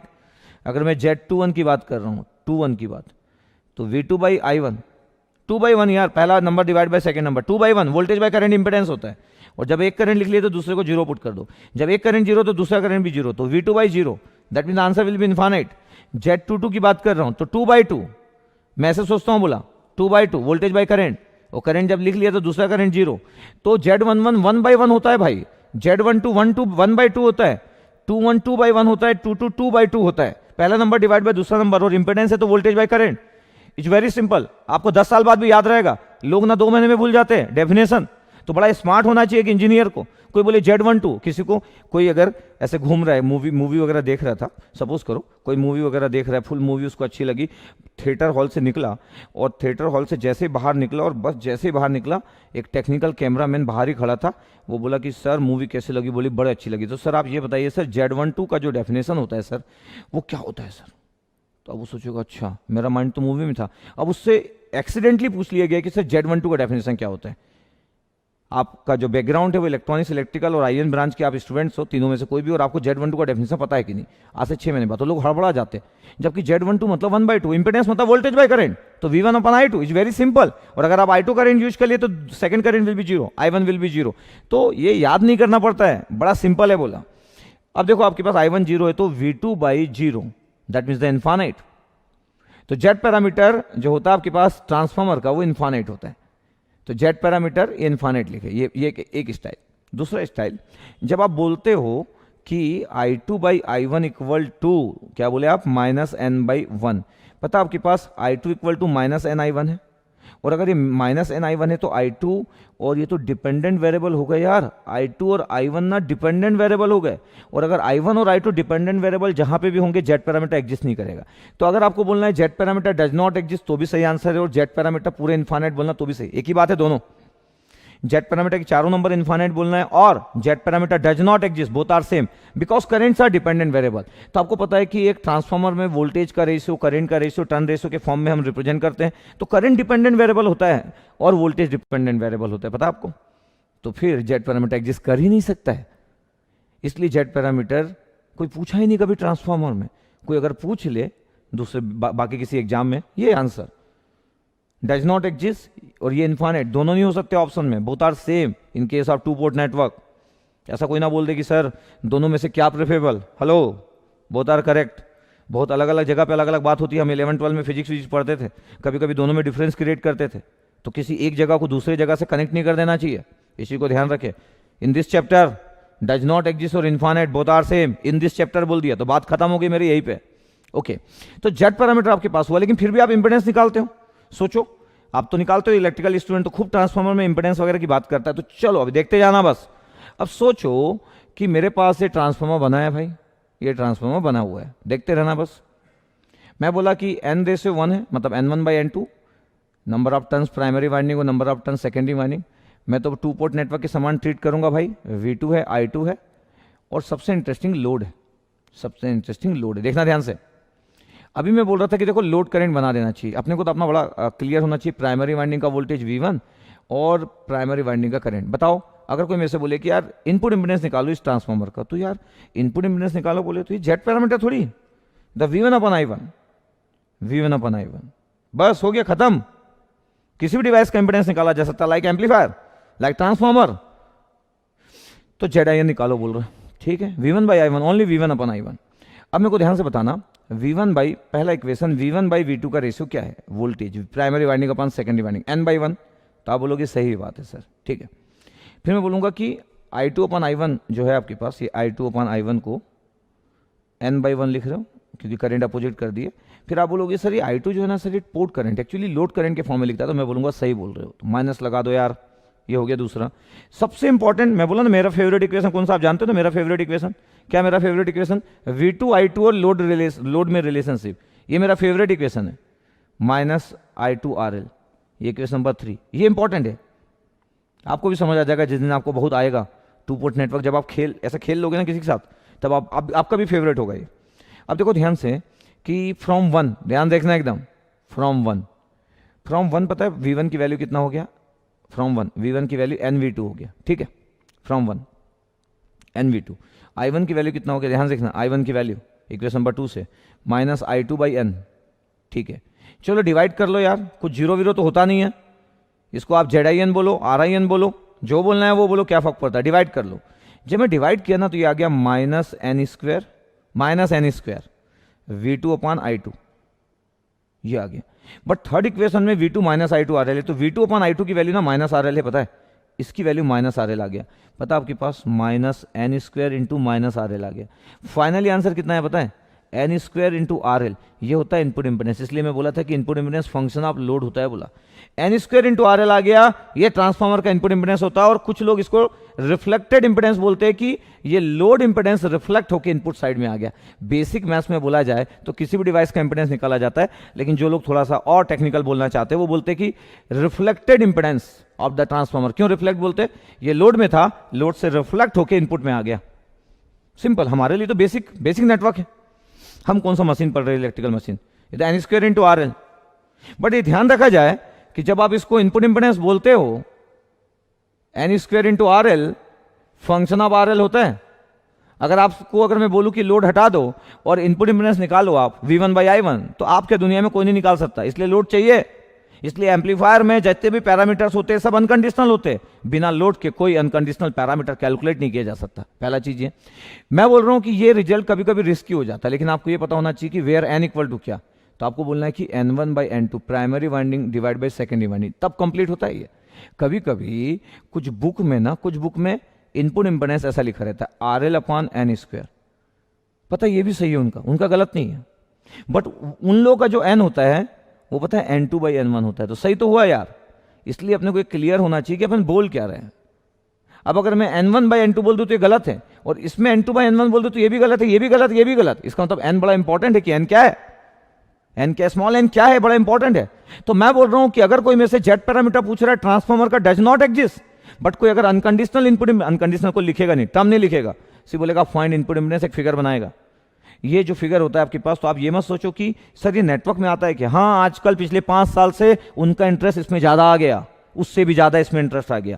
Z parameter तो सभी लोग पढ़ते हैं आजकल, वो इसी चैप्टर के अंदर में, इसी चैप्टर 2 पोर्ट नेटवर्क में आजकल अनकंडीशनल में उनका इंपॉर्टेंस बढ़ गया। क्यों, उनको पता है ये मजेदार है, वो आसान है थोड़ा सा, वो एक कॉलेज गोइंग स्टूडेंट भी अच्छे से हैंडल करने की कोशिश करता है।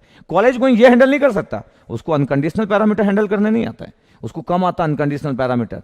तो हमारे आईआईटी के जो प्रोफेसर है वो इसी चैप्टर के अंदर में, तो हम सबको यूज करेंगे, देखना अनकंडीशनल पैरामीटर की बात करने में बड़ा यकीन करते, और कुछ भी नहीं है, बड़ा आसान सी चीज है, जस्ट ये नोट किए बोला। तो आप ये नहीं बोल सकते कि एक इलेक्ट्रिकल स्टूडेंट को आना चाहिए, क्या फर्क पड़ता है, एक 2 पोर्ट नेटवर्क है ये, एक इलेक्ट्रिकल स्टूडेंट से क्या लेना देना, एक ट्रांसफार्मर ही तो है, एक बेसिक सा ट्रांसफार्मर, तो ये उनकी प्रॉपर्टी थोड़ी है कि ये ट्रांसफार्मर उनकी जायदाद है कि बाकी को नहीं आना चाहिए, सिर्फ इलेक्ट्रिकल स्टूडेंट को आना चाहिए, ऐसा थोड़ी है। इधर रिफ्लेक्टेड इंपेडेंस, इसी की बात खूब करते हो लोग, रिफ्लेक्टेड इंपेडेंस, कुछ नहीं है, लोड उठ के इनपुट में चला गया। और क्यों नहीं जाएगा, क्योंकि अनकंडीशनल इनपुट इंपेडेंस ना फंक्शन ऑफ लोड रेजिस्टेंस होता है, फंक्शन ऑफ लोड रेजिस्टेंस होता है। रिस्की है बोला ये, बहुत सारे लोग ये याद कर लेते हैं, लेकिन ये भूल जाते हैं कि एन क्या है, ये भी सही, ये भी सही, ये भी गलत, ये भी गलत। अगर आप एन गलत लिखोगे तो ये भी गलत और ये भी गलत, अगर एन सही लिखोगे तो ये भी सही और वो भी सही। गुड स्टूडेंट बनना है अपने को, कुछ डाउट नहीं रहना चाहिए, तो ऐसे करके पढ़ते चीजों को। आई होप आपको क्लियर हुआ होगा, पूरा आप नोट कर लोगे। ओके, अब अगर मैं बोलूं आपको कि जेड पैरामीटर मॉडल की बात कर देता हूं, Z parameter model, Z parameter model. अभी हम इक्वेशन देख रहे थे कि V1 इक्वल टू था Z11 I1 plus Z12 I2, okay, V1 equal to Z11 I1 plus Z12 I2। तो V1 equal to Z11 I1 plus Z12 I2, ये equation number 1 था। ध्यान से अगर देखोगे ना तो ये इनपुट केवीएल का इक्वेशन है, the input KVL equation. Okay, input KVL V2 equal to Z21 I1 plus Z22 I2। ध्यान से देखो, ये आउटपुट केवीएल है, द आउटपुट केवीएल। ये एक इनपुट केवीएल है आपके पास, क्योंकि वोल्टेज है, वोल्टेज मतलब वोल्टेज। एक इनपुट केवीएल का इक्वेशन है और एक आउटपुट केवीएल का इक्वेशन। ध्यान से आप देखना, जब आप इनपुट केवीएल और आउटपुट केवीएल के बारे में बात कर रहे हो, क्योंकि एक इनपुट इक्वेशन है, एक आउटपुट इक्वेशन है, पता आपके पास इसका मॉडल कैसे बनता है? कलर चेंज करता हूं मैं। अगर मैं इसके मॉडल की बात करूं तो देखना ध्यान से, जेड पैरामीटर मॉडल या इंपेडेंस मॉडल बना रहे हैं और एक इनपुट केवीएल यूज कर रहे हैं। V1, the V1 I1 Z11 और Z12 I2, दिस वन। ये अब आप केवीएल लगाओ, V1 इक्वल टू कितना है? V1 equal to KVL V1, एक पहला टर्म आएगा Z11 I1 और एक आएगा Z12 I2। ओके, अब अगर मैं बोलूं कि देखो आउटपुट में केवीएल लगा रहे हैं, तो केवीएल बड़ा आसान सा होता है, किसी को डाउट भी नहीं आता है, लोग कंफर्टेबल रहते हैं कि सर बड़ा इजी है, क्योंकि लोगों को केवीएल पसंद है। उनके सपने में भी नॉर्मली लूप ही ज़्यादा दिखता है मैक्सिमम लोगों को, तो आसान होता है। बोला देखो V2 लिखा, मॉडल बना रहा हूँ बस, ये Z22 और आउटपुट 2 पोर्ट करंट I2 और ये Z21 I1। अब कोई बोल सकता है कि सर डिपेंडेंट सोर्स क्यों आया? कोई ऐसा बोल सकता है। ध्यान से देखना, ध्यान देखना, आपको नोट नहीं करना, मैं लिखूंगा। ये देखो आपके पास ये जो है V1, ये इनपुट टर्मिनल है, तो इनपुट टर्मिनल का वोल्टेज, इनपुट टर्मिनल का करंट, बट ये जो है ना, ये आउटपुट टर्मिनल का करंट। यार हम बात कर रहे हैं इनपुट की, हम सोचो हम बात कर रहे हैं इनपुट की, input voltage, input current, but हमारे पहले इक्वेशन में आउटपुट करंट आ गया। अगर किसी इक्वेशंस में, किसी इनपुट इक्वेशन में अगर आउटपुट का कोई टर्म है, इसका मतलब there is some dependency between input and output. और जब भी डिपेंडेंसी होती है, डिपेंडेंट सोर्स आ जाते हैं। अरे डिपेंडेंस सोर्स तो तभी आएंगे ना जब डिपेंडेंसी होगी। कैसे समझे डिपेंडेंसी? अरे इनपुट केवीएल है तो इनपुट का इक्वेशन ही है, इनपुट वोल्टेज इनपुट साइड होता है, good. Input current input side होता है, अगेन गुड। बट ये गुड नहीं है क्योंकि आउटपुट करंट है, और आउटपुट करंट आउटपुट पोर्ट का पैरामीटर है। तो that means there is some dependency between input and output, और डिपेंडेंसी को डिपेंडेंट सोर्स से रिप्रेजेंट करते हैं। अगला क्वेश्चन ये आया कि sir why voltage source? Because is the voltage equation, तो वोल्टेज सोर्स ही आएगा भाई। पता आपके पास ये क्या है? अगर मैं ध्यान से बोलूं तो क्या है पता आपके पास? कौन सा डिपेंडेंट सोर्स है? इसको कंट्रोल कौन कर रहा है? I2 करंट कंट्रोल कर रहा है। और ये सोर्स कौन सा है? Voltage. Current control voltage source होता है ये, the current control voltage source. Okay, similarly यहां को देखना, ये राइट मार्क मैं अपने लिए कर रहा हूं, आपको नहीं करना है। ये आउटपुट वोल्टेज, आउटपुट टर्मिनल तो आउटपुट वोल्टेज, आउटपुट करंट भी सही है, लेकिन ये इनपुट करंट आउटपुट के इक्वेशंस में। तो अगर आउटपुट के इक्वेशन में इनपुट करंट आएगा, that mean there is some dependency between input and output. Input में आउटपुट करंट का आना, आउटपुट में इनपुट करंट का आना, दैट मीन द डिपेंडेंसी। इसका मतलब आउटपुट में भी डिपेंडेंट सोर्स है। पता है Z21 I1 डिपेंडेंट सोर्स है, और पता आपके पास इसको कंट्रोल कौन कर रहा है? I1। ये वाला करंट कंट्रोल कर रहा है उसको, और इसको कंट्रोल कर रहा है वाला करंट, मतलब टर्मिनल का, दूसरे टर्मिनल का करंट कंट्रोल कर रहा है। तो ये क्या हुआ पता आपके पास? Current control voltage source. इसका मतलब है जेड पैरामीटर मॉडल या इंपेडेंस मॉडल किसका एग्जांपल होता है? करंट कंट्रोल वोल्टेज सोर्स का एग्जांपल होता है। कोई भी पूछ सकता है आपसे कि जेड पैरामीटर किसका एग्जांपल। गेट वाले नहीं पूछेंगे, गेट वाले ऐसे ऐसे बेसिक पूछने में कम बिलीव करते हैं, बट बाकी कोई भी एग्जाम इंडिया का देते हो तो वहां पे आपको देखने को मिल सकता है कि जेड पैरामीटर रिप्रेजेंट द, फिर voltage control voltage source, current control current source, current control voltage source, voltage control current source, this one. 4 होते हैं डिपेंडेंट सोर्स, उसमें से एक आंसर ये है। तो मैं बोल रहा हूं कि देखो ये इनपुट केवीएल है, आउटपुट केवीएल है, तो आपको दिख गया अगर आप इनपुट में केवीएल लगाओगे तो पहला इक्वेशन आ जाएगा, आउटपुट में केवीएल लगाओगे तो दूसरा इक्वेशन आ जाएगा। इसको बोलते हैं impedance model, Z parameter model, जैसे आप देख पा रहे हैं। देखो ध्यान से, तो ये एक इंपेडेंस मॉडल बना दिया, किसी को प्रॉब्लम नहीं होना चाहिए। बहुत सारे लोग अच्छे से मॉडल को यूज नहीं करते, मैं करूंगा मॉडल को यूज।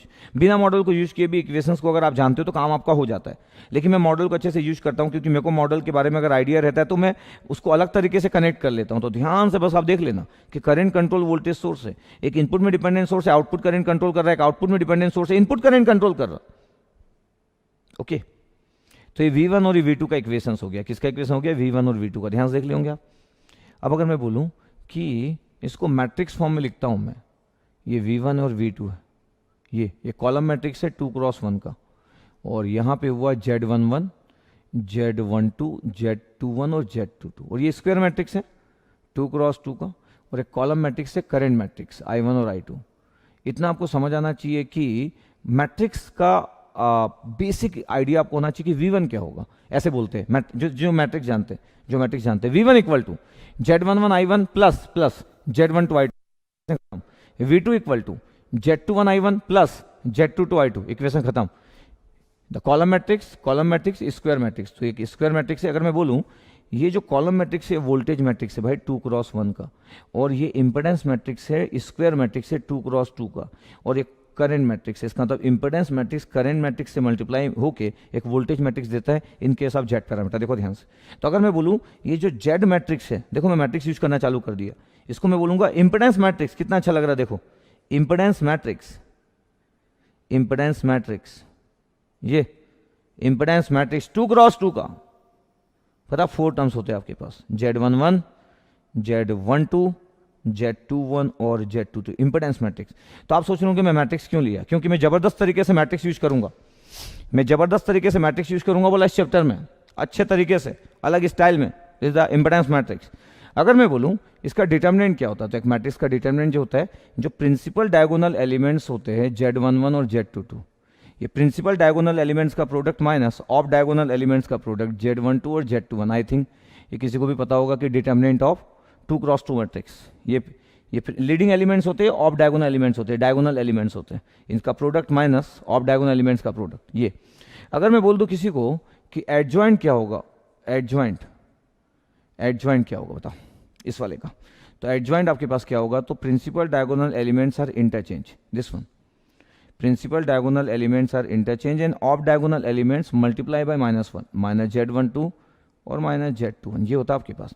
इसका मतलब एक मैट्रिक्स ए है, से लिख देता हूं, आपको जस्ट पता रहना चाहिए एक इंजीनियर को, 1 2 3 4, और एडजॉइंट ऑफ ए क्या है, तो एडजॉइंट ऑफ ए क्या पता है, 4 और 1 इंटरचेंज, और -2 और -3, 2x2 मैट्रिक्स आपको पता होना चाहिए, क्योंकि 2x2 से ज्यादा या कम तो होना ही नहीं वाला इस चैप्टर में, सिर्फ 4 ही वेरिएबल है, तो 4 ही एलिमेंट्स होते हैं, तो सिर्फ 2x2।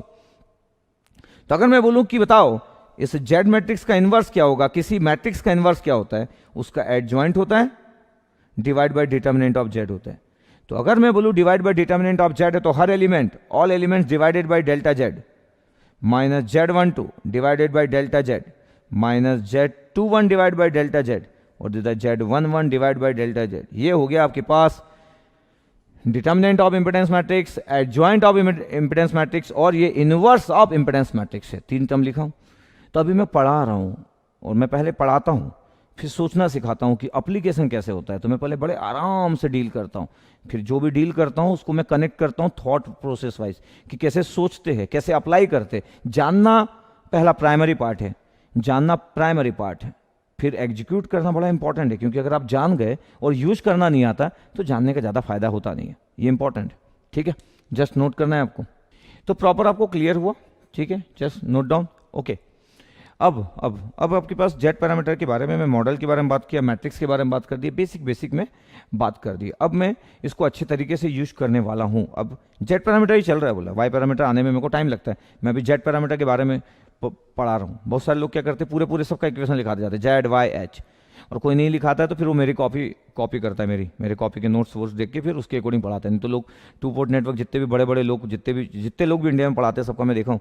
अभी कुछ लोग मेरा कॉपी करना चालू किए, तो फिर 2 पोर्ट नेटवर्क में थोड़ा मेहनत करना चालू किया। नहीं तो सब लोग पूरा 6 इक्वेशन लिखते थे, ये होता है खत्म, 2 पोर्ट नेटवर्क। बट अपन बहुत सारा पढ़ने वाले हैं। अब देखो मैं एग्जाम्पल कैसे लेता हूँ, मैं बोल रहा हूँ एक Z2 लिया, एक Z1 लिया, और एक Z3 लिया, ये दिस वन। इस नेटवर्क को अगर मैं बोलूं कि क्या बोलते हैं, इस चैप्टर में पढ़ते समय T नेटवर्क बोलते हैं। जब अपन पढ़ रहे थे पहला चैप्टर, तो इसको बोलते थे Y नेटवर्क और स्टार नेटवर्क। स्टार नेटवर्क भी यही होता है, वाई नेटवर्क भी यही होता है, और टी नेटवर्क भी यही होता है। ओके, मैं बनाया जस्ट, ये हमारे पास हुआ V1, ये हमारे पास हुआ I1, ऐसा बनाना चाहिए, अपनी प्रैक्टिस में होना चाहिए। 2 पोर्ट नेटवर्क चैप्टर के प्रैक्टिस में होना चाहिए V2 एंड I2। ओके, चलो V1, I1, V2, I2, Z1, Z2, Z3। Okay, T network, Y network, यह स्टार नेटवर्क है। इससे आसान नेटवर्क होता ही नहीं, मतलब जितना नेटवर्क थ्योरी में आप पढ़ते, पूरे नेटवर्क थ्योरी का मेरे अकॉर्डिंग सबसे इजीएस्ट नेटवर्क यही है, पूरे नेटवर्क थ्योरी का। तो मैं नॉर्मली जब भी टी नेटवर्क, इस चैप्टर में टी नेटवर्क बनाऊंगा तो ये फिक्स रखूंगा कि Z1 यही है, Z2 यही है, Z3 यही है, चेंज नहीं करूंगा, जिससे कि हम बेसिक से रिजल्ट को यूज कर पाए। कैसे? मैं बोल रहा हूं कि यहां से I1 करंट आ रहा है, यहां से I2 करंट आ रहा है, तो मिडिल से करंट कितना जा रहा होगा? I1 प्लस I2 यार, सिंपल। फिर मैं एक इनपुट में KVL लगाऊंगा, द इनपुट KVL देखेंगे फिर अपन कि अच्छा इनपुट में KVL लगाओगे। फिर मैं बोलूँगा चलो मैं आउटपुट में KVL लगा देता हूँ, तो आउटपुट में KVL लगाऊंगा। तो अब देखते जाना ध्यान से। अगर मैं इनपुट KVL बोल रहा हूँ, इनपुट KVL, ठीक है, तो -V1, क्योंकि मैं पहला पोलैरिटी लिखता हूँ -V1। Z2 में करंट I1 है, द ब्रांच करंट I1, और Z1 में जो करंट है वो I1 प्लस I2 है, I1 plus I2, okay, equal to 0। तो मैं बोल रहा हूँ कि V1 इक्वल टू क्या है, तो I1 कॉमन ले रहा हूँ, अच्छे से देखते जाना। Z1 plus Z2 I1 plus Z1 I2, इसको बोलते हैं इक्वेशन नंबर 1। जेड पैरामीटर का पहला इक्वेशन होता है V1 equal to Z11 I1 plus Z12 I2, इसको बोल रहा हूँ मैं इक्वेशन नंबर A। ये जेड पैरामीटर का इक्वेशन नंबर A है, और हमारा इनपुट KVL का इक्वेशन नंबर 1 है। अगर आप दोनों को कंपेयर कर रहे होंगे तो मेरे को लग रहा है आपको दिख रहा होगा एग्जैक्टली Z11 इक्वल टू आपको दिख रहा होगा Z1 प्लस Z2, और Z12 इक्वल टू दिख रहा होगा Z1। हो गया, मेरा काम हो गया सिर्फ इनपुट KVL से। हर बार इतना आसान नहीं होगा, मैं बोला, लेकिन ये तो सबसे इजीएस्ट नेटवर्क है ना, बोल दिया सबसे इजीएस्ट नेटवर्क है जहाँ पे KVL लगाना बड़ा आसान होता है, देखते रहना बस। अगर मैं कॉपी पेस्ट करके आउटपुट KVL का इक्वेशन लिखूं ऐसा ही कि -V2 branch current is I2, तो Z3 I2 देन Z1 में करंट I1 प्लस I2, ये इक्वल टू 0। बट मैं एक चीज़ का बड़ा केयर करता हूँ अपने लिखने की स्टाइल का कि I1 पहले होना चाहिए, I2 बाद में होना चाहिए। देखो I1 पहले होना चाहिए तो देखो I1 मेरा पहले आ गया, I2 बाद में होना चाहिए तो I2 बाद में ही आएगा, I2 बाद में ही आएगा। तो मैं मेरे लिखने के स्टाइल में हमेशा मैं केयर करता हूँ। इक्वेशन नंबर 2 हुआ।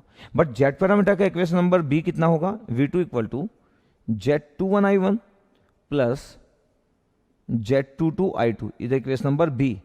कंपेयर कर लोगे तो आपको दिखेगा अच्छा सर ये तो बड़ा सिंपल आ गया, Z1 और Z22 की वैल्यू Z1 प्लस Z3।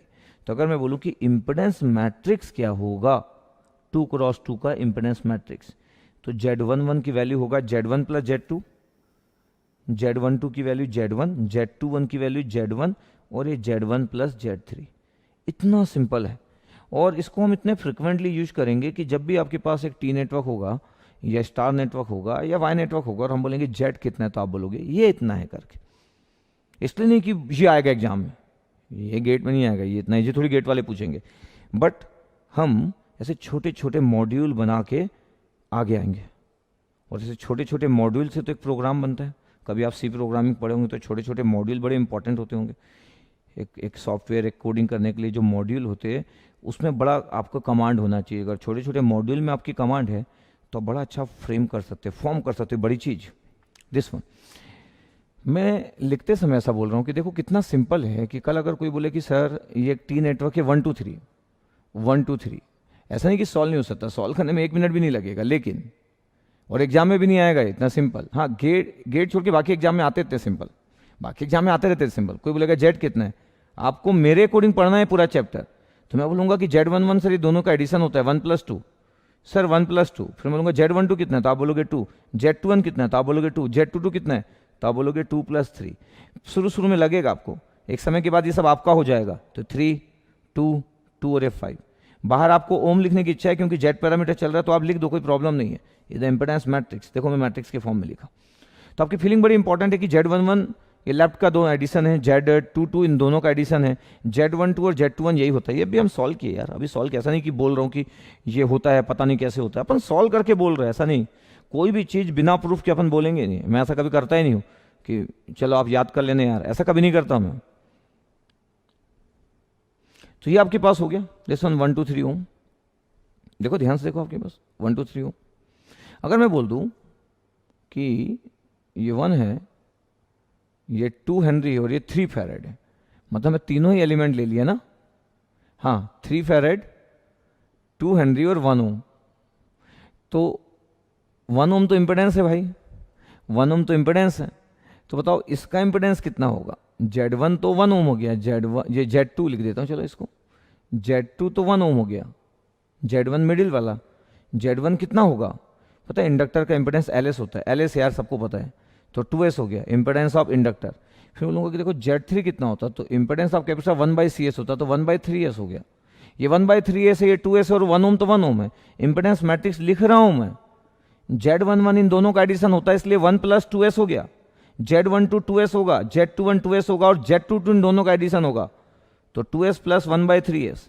और ऐसा नहीं कि याद करना है इसको याद नहीं करना है, याद हो गया है, ये याद हो जाना चाहिए, याद करना नहीं है। अगर याद करना पड़े तो फिर KVL लगाएंगे यार, 30 सेकंड में सॉल्व हो जाएगा। इनपुट आउटपुट KVL क्या रखा है, पूरा बोर्ड में लिख रहा हूं मैं, तो इसको याद करने को नहीं बोला, ये याद हो जाना चाहिए देखते देखते, बिना प्रेशर के, बिना फोर्स डाले माइंड में। हाँ सिंपल है, कुछ भी नहीं इसमें, तो ऐसा करके ओके। कल अगर मैं बोलूं कि ये 1 है, ये 2 है और ये 3 है, और मैं बोलूं कि इसका Z पैरामीटर लिखना है, तो अब टेंशन हो जाएगा। क्यों? क्योंकि ये तो पाई नेटवर्क है भाई, नहीं? चलिए 1 ओम लिखता हूँ, ये 2 ओम लिखता हूँ और ये 3 ओम लिखता हूँ, तो ये तो टेंशन हो जाएगा, तो पाई नेटवर्क है। इसमें तो क्या आपके पास, ये तो पाई है, बट अपन तो टी का जानते हैं, इधर पाई नेटवर्क, डेल्टा नेटवर्क। इस फिगर को बोलूँ कि ये क्या है, तो आप बोलोगे सर पाई नेटवर्क है सर, डेल्टा नेटवर्क है सर, मैं बोलूँगा ठीक है। लेकिन मैं बोल रहा हूं कि हम अपनी स्टोरी क्रिएट कर रहे हैं जेड पैरामीटर की। Z parameter is very easy for the T network, our T network. ये हमारा टी नेटवर्क है, मान लो ये हमारा है, हमारी प्रॉपर्टी है, ये हमारा नेटवर्क है, मान लेते हैं, क्योंकि बाकी लोग तो ऐसा नहीं बोलते, तो अब हमारा नेटवर्क। अब ये नेटवर्क है पाई नेटवर्क, तो मैं बोलूंगा कि टी का अपन आंसर जानते हैं। अभी इसको सॉल्व और भी तरीके से कर सकते हैं, स्टार्ट किया मैं तो और भी तरीका तो बहुत होगा ना। फिर मैं बोलूंगा कि क्या करो आप इसको यार ना डेल्टा टू स्टार कन्वर्जन कर लो। इस वाले को Z2 बोल देना, लेफ्ट वाले को, मिडिल वाले को Z1 बोल देना और राइट वाले को Z3। बोल किसी को कुछ भी सकते हो, लेकिन बोलने के लिए क्योंकि मैं कन्वेंशनल वैसा बनाया। फिर मैं बोलूंगा कि देखो ध्यान से देखना एकदम, तो मैं बोलूंगा देखो डेल्टा टू स्टार कन्वर्जन कर रहे हो और मेरे को Z2 की वैल्यू चाहिए। आंसर नहीं है अभी, जेड पैरामीटर नहीं लिख रहा, Z2 की वैल्यू चाहिए। मेरे को पता है कि जब भी आप, और सब नंबर अलग अलग थे, जानबूझ के नंबर अलग अलग रखा, कि जब भी आपको सॉल्व करना है, बोला स्टार नेटवर्क कन्वर्ट करना है, Z2 इन दोनों से कनेक्टेड है, तो 2 into 1 ये एलिमेंट्स 2 into 1 और डिवाइड बाय टोटल 1 + 2 + 3, तो कितना हो गया 6। 2/6 यार, 2/6 1/3 ओम होता है, ठीक है। चलो Z2 Z1 लिख रहा हूँ, ये जो Z1 है ना, ये जो Z1 है वो इन दोनों से कनेक्टेड है, इन दोनों से कनेक्टेड है Z1। 1 into 3 अपॉन 1 + 2 + 3, तो 3/6 1/2 ओम, चेक कर लेना एक बार। और ये जो Z3 था इन दोनों से कनेक्टेड था, 2 into 3 अपॉन 1 + 2 + 3, पता 6/6 1 ओम हो गया।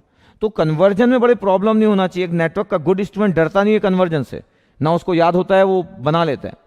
तो कोई बोले कि क्या बना, तो मैं बोलूंगा देखो ऐसा बना, ये ऐसा बना दिया मैं हवा में, ठीक है, डरना मत अभी। ये बना दिया बोले, ठीक है, ऐसा बना दिया। लेफ्ट वाला क्या बना 1/3, मिडिल वाला कितना बना 1/2, राइट वाला कितना बना 1। इसी को बड़े अच्छे से अगर बनाऊं, यहाँ बनाता हूँ इसको बड़े अच्छे से बनाऊं, तो लेफ्ट वाला मतलब 1/3, मिडिल वाला और एक राइट वाला, चेक करना एक बार।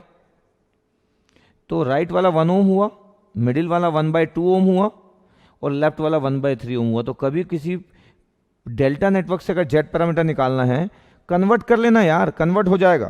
कन्वर्ट होने के बाद इसका आंसर कितना, आंसर ऐड कर लो जरा, फर्स्ट 2 को ऐड करो, 1/2 + 1/3 तो 6, 5/6, ठीक है। फिर 1/2, ठीक है, 1/2 ये भी ठीक है, और 1/2 + 1 3/2, ये हो गया। जस्ट चेक करेंगे, कैलकुलेशन चेक करेंगे। तो ये मैं बताते जा रहा हूं कि ये हमारा नेटवर्क है बोला, तो हमारे माइंड में कैसे बैठना चाहिए। जब भी मैं जेड सोच रहा हूं, तो जेड के साथ मेरे बाजू में छोटा सा, जैसे वो हर प्रोडक्ट में कुछ ना कुछ लिखा रहता है ना आपके पास, छोटे से लिखते हैं ना वो लोग, मेड इन चाइना वाले, आजकल तो अपन हटा दिए उन लोगों को मैक्सिमम। तो हमारे जेड पैरामीटर के जस्ट बाजू में ना टी नेटवर्क हमारे माइंड में रहना चाहिए, जेड टी। तो हम बोल सकते हो कि T network is very convenient for calculation of Z parameter. ये हमारा पॉइंट है कि T network is very convenient for calculation of Z parameter. हमको पता है भाई, ऐसा नहीं कि हम सॉल्व नहीं कर सकते। केवीएल क्यों नहीं लगा सकता, कोई भी केवीएल लगा लेगा, बट हम लगाना नहीं चाहते केवीएल। क्यों? क्योंकि हम बड़े बड़े क्वेश्चन सॉल्व करने वाले हैं इन तरीके से। इस मॉड्यूल को यूज करके एक सॉफ्टवेयर, बड़ा सा सॉफ्टवेयर हैंडल करेंगे, मतलब इस मॉड्यूल को यूज करके बड़ा सा नेटवर्क हैंडल करेंगे। तो हम इसलिए इसको अपनी प्रॉपर्टी मान ले रहे कि हम इसको यूज करेंगे। अदरवाइज इसको सॉल्व करना कोई बड़ी बात है कि 2 केवीएल लगाओ लेफ्ट और राइट में, कोई भी सॉल्व कर सकता। मैं तो किसी को भी पढ़ा दूंगा, अभी 12th क्लास वाले को पढ़ा दूंगा मैं, तो कोई बड़ी बात नहीं है। कैलकुलेट करना, हम कैलकुलेट नहीं करना चाहते, हम अंडरस्टैंड करना चाहते। जस्ट ये नोट किया अपन, इतना हो गया, फिर बोर्ड से हटाता हूँ बोला। तो अब देखो ध्यान से कि अभी मैं बोला आपको कि हम एक टी नेटवर्क के लिए बड़ा Z parameter easily find out कर सकते हैं, पाई नेटवर्क को टी में कन्वर्ट कर लेंगे, ये आपको समझ आ गया। अब एक क्वेश्चन लिखवा रहा हूं, चलो आज का क्वेश्चन चालू करते हैं। चलो question, consider the registry network, consider the registry network shown in below figure.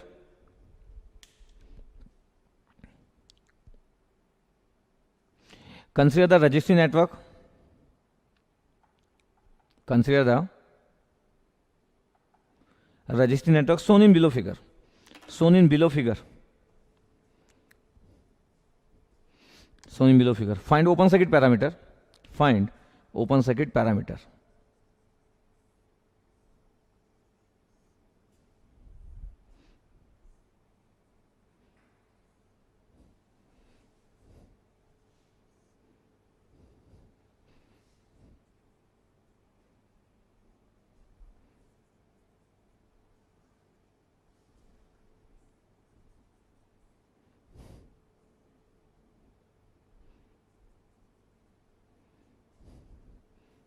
ये टर्मिनल कभी कभी नहीं बना होता, अपने को बनाना होता है, V2 I2 और V1 I1। हो सकता है कभी कभी एग्जाम में कोई ना दे तो अपन बना लेंगे, ऐसा नहीं कि वो नहीं दिए तो सोचे अपन क्या करें, अपन बना लेंगे ना V1 I1 V2 I2। ये find open circuit parameter, find open circuit parameter. अब देखो आपको अगर मेरे को जेड पैरामीटर फाइंड आउट करना है तो मैं अगर बोलूं कि शुरू के 3 एलिमेंट को अगर आप देखोगे, शुरू के 3 एलिमेंट को देखेंगे तो आपको दिखेगा ये टी नेटवर्क है, टी है स्टार नेटवर्क, शुरू के 3 एलिमेंट को देखोगे तो। बट मिडिल के 3 एलिमेंट को देखोगे तो आपको पाई नेटवर्क दिखेगा, ये डेल्टा नेटवर्क, और लास्ट के 3 एलिमेंट को देखोगे तो आपको दिखेगा ये टी नेटवर्क। तो आप चाहो तो फर्स्ट टी को पाई बना सकते हो, लास्ट टी को पाई बना सकते हो, या मिडिल के पाई को टी बना सकते हो। तो कन्वर्जन तो कुछ भी कर सकते हो, कोई बोले इसको टी पाई बनाओ, फिर बाद में और भी कुछ चाहता है तो सब कर देंगे अपन, जो कोई बोलेगा। इंपॉर्टेंट है कि हम क्या चाहते हैं, कर तो कुछ भी सकते हैं अपन। फर्स्ट 3 एलिमेंट को देखो टी दिख रहा है, कन्वर्ट करो पाई बन जाएगा। फिर इसके साथ जब आप पाई बना लोगे तो 1 ओम के साथ एक पैरेलल आ जाएगा आपके पास, फिर इधर एक रहेगा इधर एक रहेगा, 1 ओम के साथ पैरेलल करोगे और रिजल्टेंट बनते जाएगा। लास्ट वाले में अगर मैं बोलूं किस वाले को भी टी में कन्वर्ट करोगे तो पाई बन जाएगा, 2 ओम के साथ एक पैरेलल में आ जाएगा इधर वाला एलिमेंट। तो ऐसा टी पाई कन्वर्जन पॉसिबल है, तो T to pi, pi to T ऐसा पॉसिबल। लेकिन हम क्या चाहते हैं, हम अगर ध्यान से देखें तो अगर मैं पहले 3 को कन्वर्ट करूं तो एडवांटेज नहीं दिखेगा आपको, लास्ट के 3 को कन्वर्ट करूं तो एडवांटेज नहीं दिखेगा। लेकिन अगर मैं मिडिल के पाई को कन्वर्ट करूं तो पूरा का पूरा टी नेटवर्क हो सकता है आपके पास और आंसर आपका आ सकता है। बोला पूरा का पूरा टी नेटवर्क हो सकता है और आपका आंसर इजीली आ सकता है क्योंकि पूरा टी बन जाएगा। तो यहाँ पे बोल देता हूँ मैं Z2 लिख लो, यहाँ पे बोल देता हूँ मैं Z1 लिख लो, और यहाँ बोल देता हूँ Z3 लिख लो। चलो ऐसा कर लेते हैं अपन थोड़ा सा आसान करने के लिए, यह जो 3 एलिमेंट्स हैं, ठीक है ओके। अब अगर मैं बोल दूँ कि 3 एलिमेंट्स है और अगर मैं बोलूँ कि देखो Z2 की वैल्यू क्या लिखना है, लिख देता हूँ मैं Z2 की वैल्यू 2 इंटू 3 अपॉन 2, 3 और 1, तो 2, 3 और 1 तो 6/6 तो 1 ओम आ गया, ठीक है। Z1 की वैल्यू कितना होगा, Z1 की वैल्यू 2 इंटू 1 तो 2 इंटू 1 अपॉन 2 + 3 + 1 तो 2/6 मतलब 1/3 ओम। और अगर मैं बोलूं कि Z3 की वैल्यू कितना है तो Z3 की वैल्यू 3 इंटू 1, 1 + 2 + 3, 3/6 तो 1/2 ओम। 1 ओम, 1/3 ओम और 1/2 ओम। ये अब आपको ये पता होता है कि जब भी आप कन्वर्ट करते हो 1 ओम के साथ सीरीज में जाता है। आप चाहो तो मैं ऐसा बना भी सकता हूँ आपके लिए, देखो ये और इधर वाला जो Z2 है ना, ये इधर वाला जो Z2 है ये ऐसा बना देता हूँ, ये Z2 है भाई, ये Z1 है, ये बना देता हूँ ऐसा सर्कल बना देता हूँ जिससे कि आपको क्लियर है, डॉट बना दिया। ये Z2 है जिसको आप बोले लेफ्ट में 1 ओम है, ये Z1 है जिसको बोले आप मिडिल में 1/3 ओम है, और ये राइट में है Z3 जिसको बोले 1/2 ओम। अभी तो ये हुआ कन्वर्जन। लेफ्ट साइड में 1 ओम है यस, जो कि Z2 के साथ सीरीज में होगा। राइट में एक और आपके पास 2 ओम है जो कि Z3 के साथ सीरीज में होगा, ये देखो। और फिर हम बोल रहे हैं कि पूरा का पूरा एक टी नेटवर्क बन जाएगा, पूरा का पूरा टी नेटवर्क। कैसे? इसलिए बन जाएगा क्योंकि अब ना ये दोनों सीरीज में है, 1 और 1 पता है 2 ओम हो गया, और ये भी सीरीज में 1/2 + 2 तो 1/2 + 2 कितना हो गया पता है? 4, 5/2। अब मैं क्या करता हूँ, इसको सिंपल फिगर में कन्वर्ट कर लेता हूँ। सिंपल, लेफ्ट साइड में 2 ओम, एकदम सिंपल। हम अभी आंसर के लिए थोड़ी कर रहे हैं, आंसर तो क्या करना है 2, ये है 1/3 और राइट साइड में कितना है, राइट साइड में 5/2, 5/2। ये मैं बोल रहा हूँ कि ठीक है, V1 I1 V2 I2 बना सकते हो बार बार, V1 I1। ये देखो एक कंप्लीट टी नेटवर्क बन गया, V2 I2, ये कंप्लीट टी नेटवर्क बन गया। अगर मैं बोलूँ कंप्लीट टी नेटवर्क इसका जेड लिखना है, आप बोलोगे सर इसका जेड लिखने में क्या रखा है, दोनों को ऐड कर दो सर, 2 + 1/3 को सर ऐड कर दो, 1/3 यही होगा सर, 1/3 ये होगा। मैं बोलूँगा फिर इसको और इसको ऐड कर दो, तो 1/3 + 5/2, इतना तो जान ही गए अपन लोग। आंसर लिखने की बारी है थोड़ा सा डिटेलिंग में। 7/3 पहला आंसर, 7/3, 1/3, 1/3 और 1/3, और ये 6 एलसीएम हुआ तो ये 2, और ये 6 एलसीएम हुआ तो ये 2 हुआ, और ये 3, 3 × 5 15, 15 + 2 17/6 आएगा। चेक करना एक बार, 17/6 ओम। ये 6 एलसीएम है, 6 एलसीएम है आपके पास, तो इधर से 2 बचा, इधर 3 × 5 15 + 2 17/6 है। ये आ गया आपके पास जेड पैरामीटर। सॉल्व कर लिए तो बड़ा बेसिक आपके पास है, बड़ा बेसिक है, बोले ऐसा सॉल्व कर लिया। अब मैं मस्त मस्त चीज़ बताता हूँ। क्या मस्त चीज़ बताने वाला हूँ, देखना। मैं बोल रहा हूँ कि ठीक है, तो आपके पॉइंट ऑफ व्यू बताया। मैं अगर आपको बोलूँ कि अब देखना, आपकी कॉपी में नया चीज़ आप करोगे, ये हटा देता हूँ, कुछ कन्वर्जन नहीं करना है, तो फिर बड़ा आसान नहीं होता है, क्योंकि कुछ कन्वर्जन नहीं करना तो बड़ा टफ हो सकता है, क्योंकि बड़ा फिगर है ना। क्या कर रहा हूँ पता है आपके पास, मैं बोल रहा हूँ, हाँ इधर उधर का नोट कर लिए होंगे आप, तो कैमरा मेरे साइड है। पता है Z11 क्या होता है, Z11 V1/I1 होता है। इतना लिखना मतलब ये क्राइम है, इतना लिखना, जब तक कि आप I2 0 ना लिखे हो। अगर आप I2 0 लिखे तो आउटपुट ही ओपन सर्किट हो गया, आउटपुट ओपन सर्किट हो गया भाई, और आउटपुट ओपन सर्किट हो गया, और आप यहाँ से खड़े थे, ड्राइविंग पॉइंट इनपुट इंपेडेंस है और आउटपुट ओपन है, तो आउटपुट ओपन कर दो, गया ये, आउटपुट ओपन कर दिया ना, गया।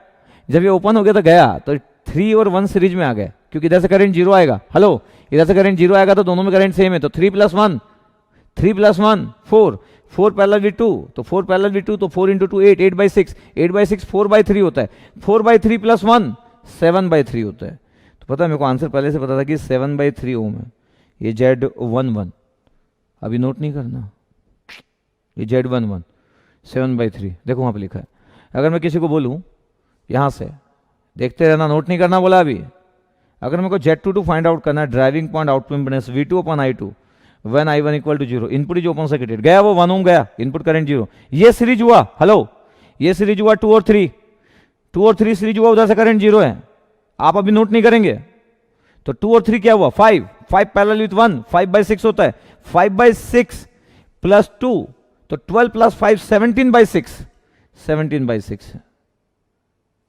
ये देखिए, ये मेरा फॉर्म है, तो मेरे को पहले से पता था कि 17/6, बट ये बहुत रिस्की है। क्यों रिस्की है, जिन लोगों को ना डर लगता है कि कभी सीरीज पैरेलल बन जाए, कभी पैरेलल सीरीज बन जाए, पता नहीं कभी कुछ हो जाए, तो उनका बहुत सारा गलत हो सकता है, क्योंकि उनको डर है। तो अभी आप क्या करने वाले हो, आप ना Z11 का एक केस बनाओगे, पहला नंबर डालोगे और V1/I1 लिखोगे, और I2 को 0 करोगे, और एक फिगर बनाओगे, ये वाला फिगर, I2 को 0 करके, I2 को 0 कर लेना, ये पहला फिगर। फिर दूसरा फिगर ये वाला, I1 को 0 कर लेना। फिर आप देख लेना क्या सीरीज, मैं लिख चुका हूँ बोला, तो मैं Z11 आपके पास, I2 = 0, ये पहला फिगर, फिर Z22 I1 = 0 दूसरा फिगर, 2 फिगर बनाना है बस आपको अभी। तो मेरे को पहले से पता था कि 7/3 और 17/6 है बोला, ध्यान से देखो बोला, 2 फिगर ड्रॉ करोगे, फिर मैं बोला दोनों फिगर बना लिए करके, 2 फिगर बनाना है सबको, मेरे को अपना सब्जेक्ट मेरे अकॉर्डिंग चाहिए। बहुत फिगर डन, ओके। अब ना, तो इसका मतलब क्या हुआ कि अगर रजिस्ट्री नेटवर्क है तो क्या होता है कि 4 चीज वो पूछते, जेड पैरामीटर 4 ऑप्शन दिए, तो मैं क्या करता हूं, मैं सबसे पहले मेरा माइंड काम करता है, यार निकालो, आउटपुट को ओपन करो, निकालो यही से, ठीक है, ओके।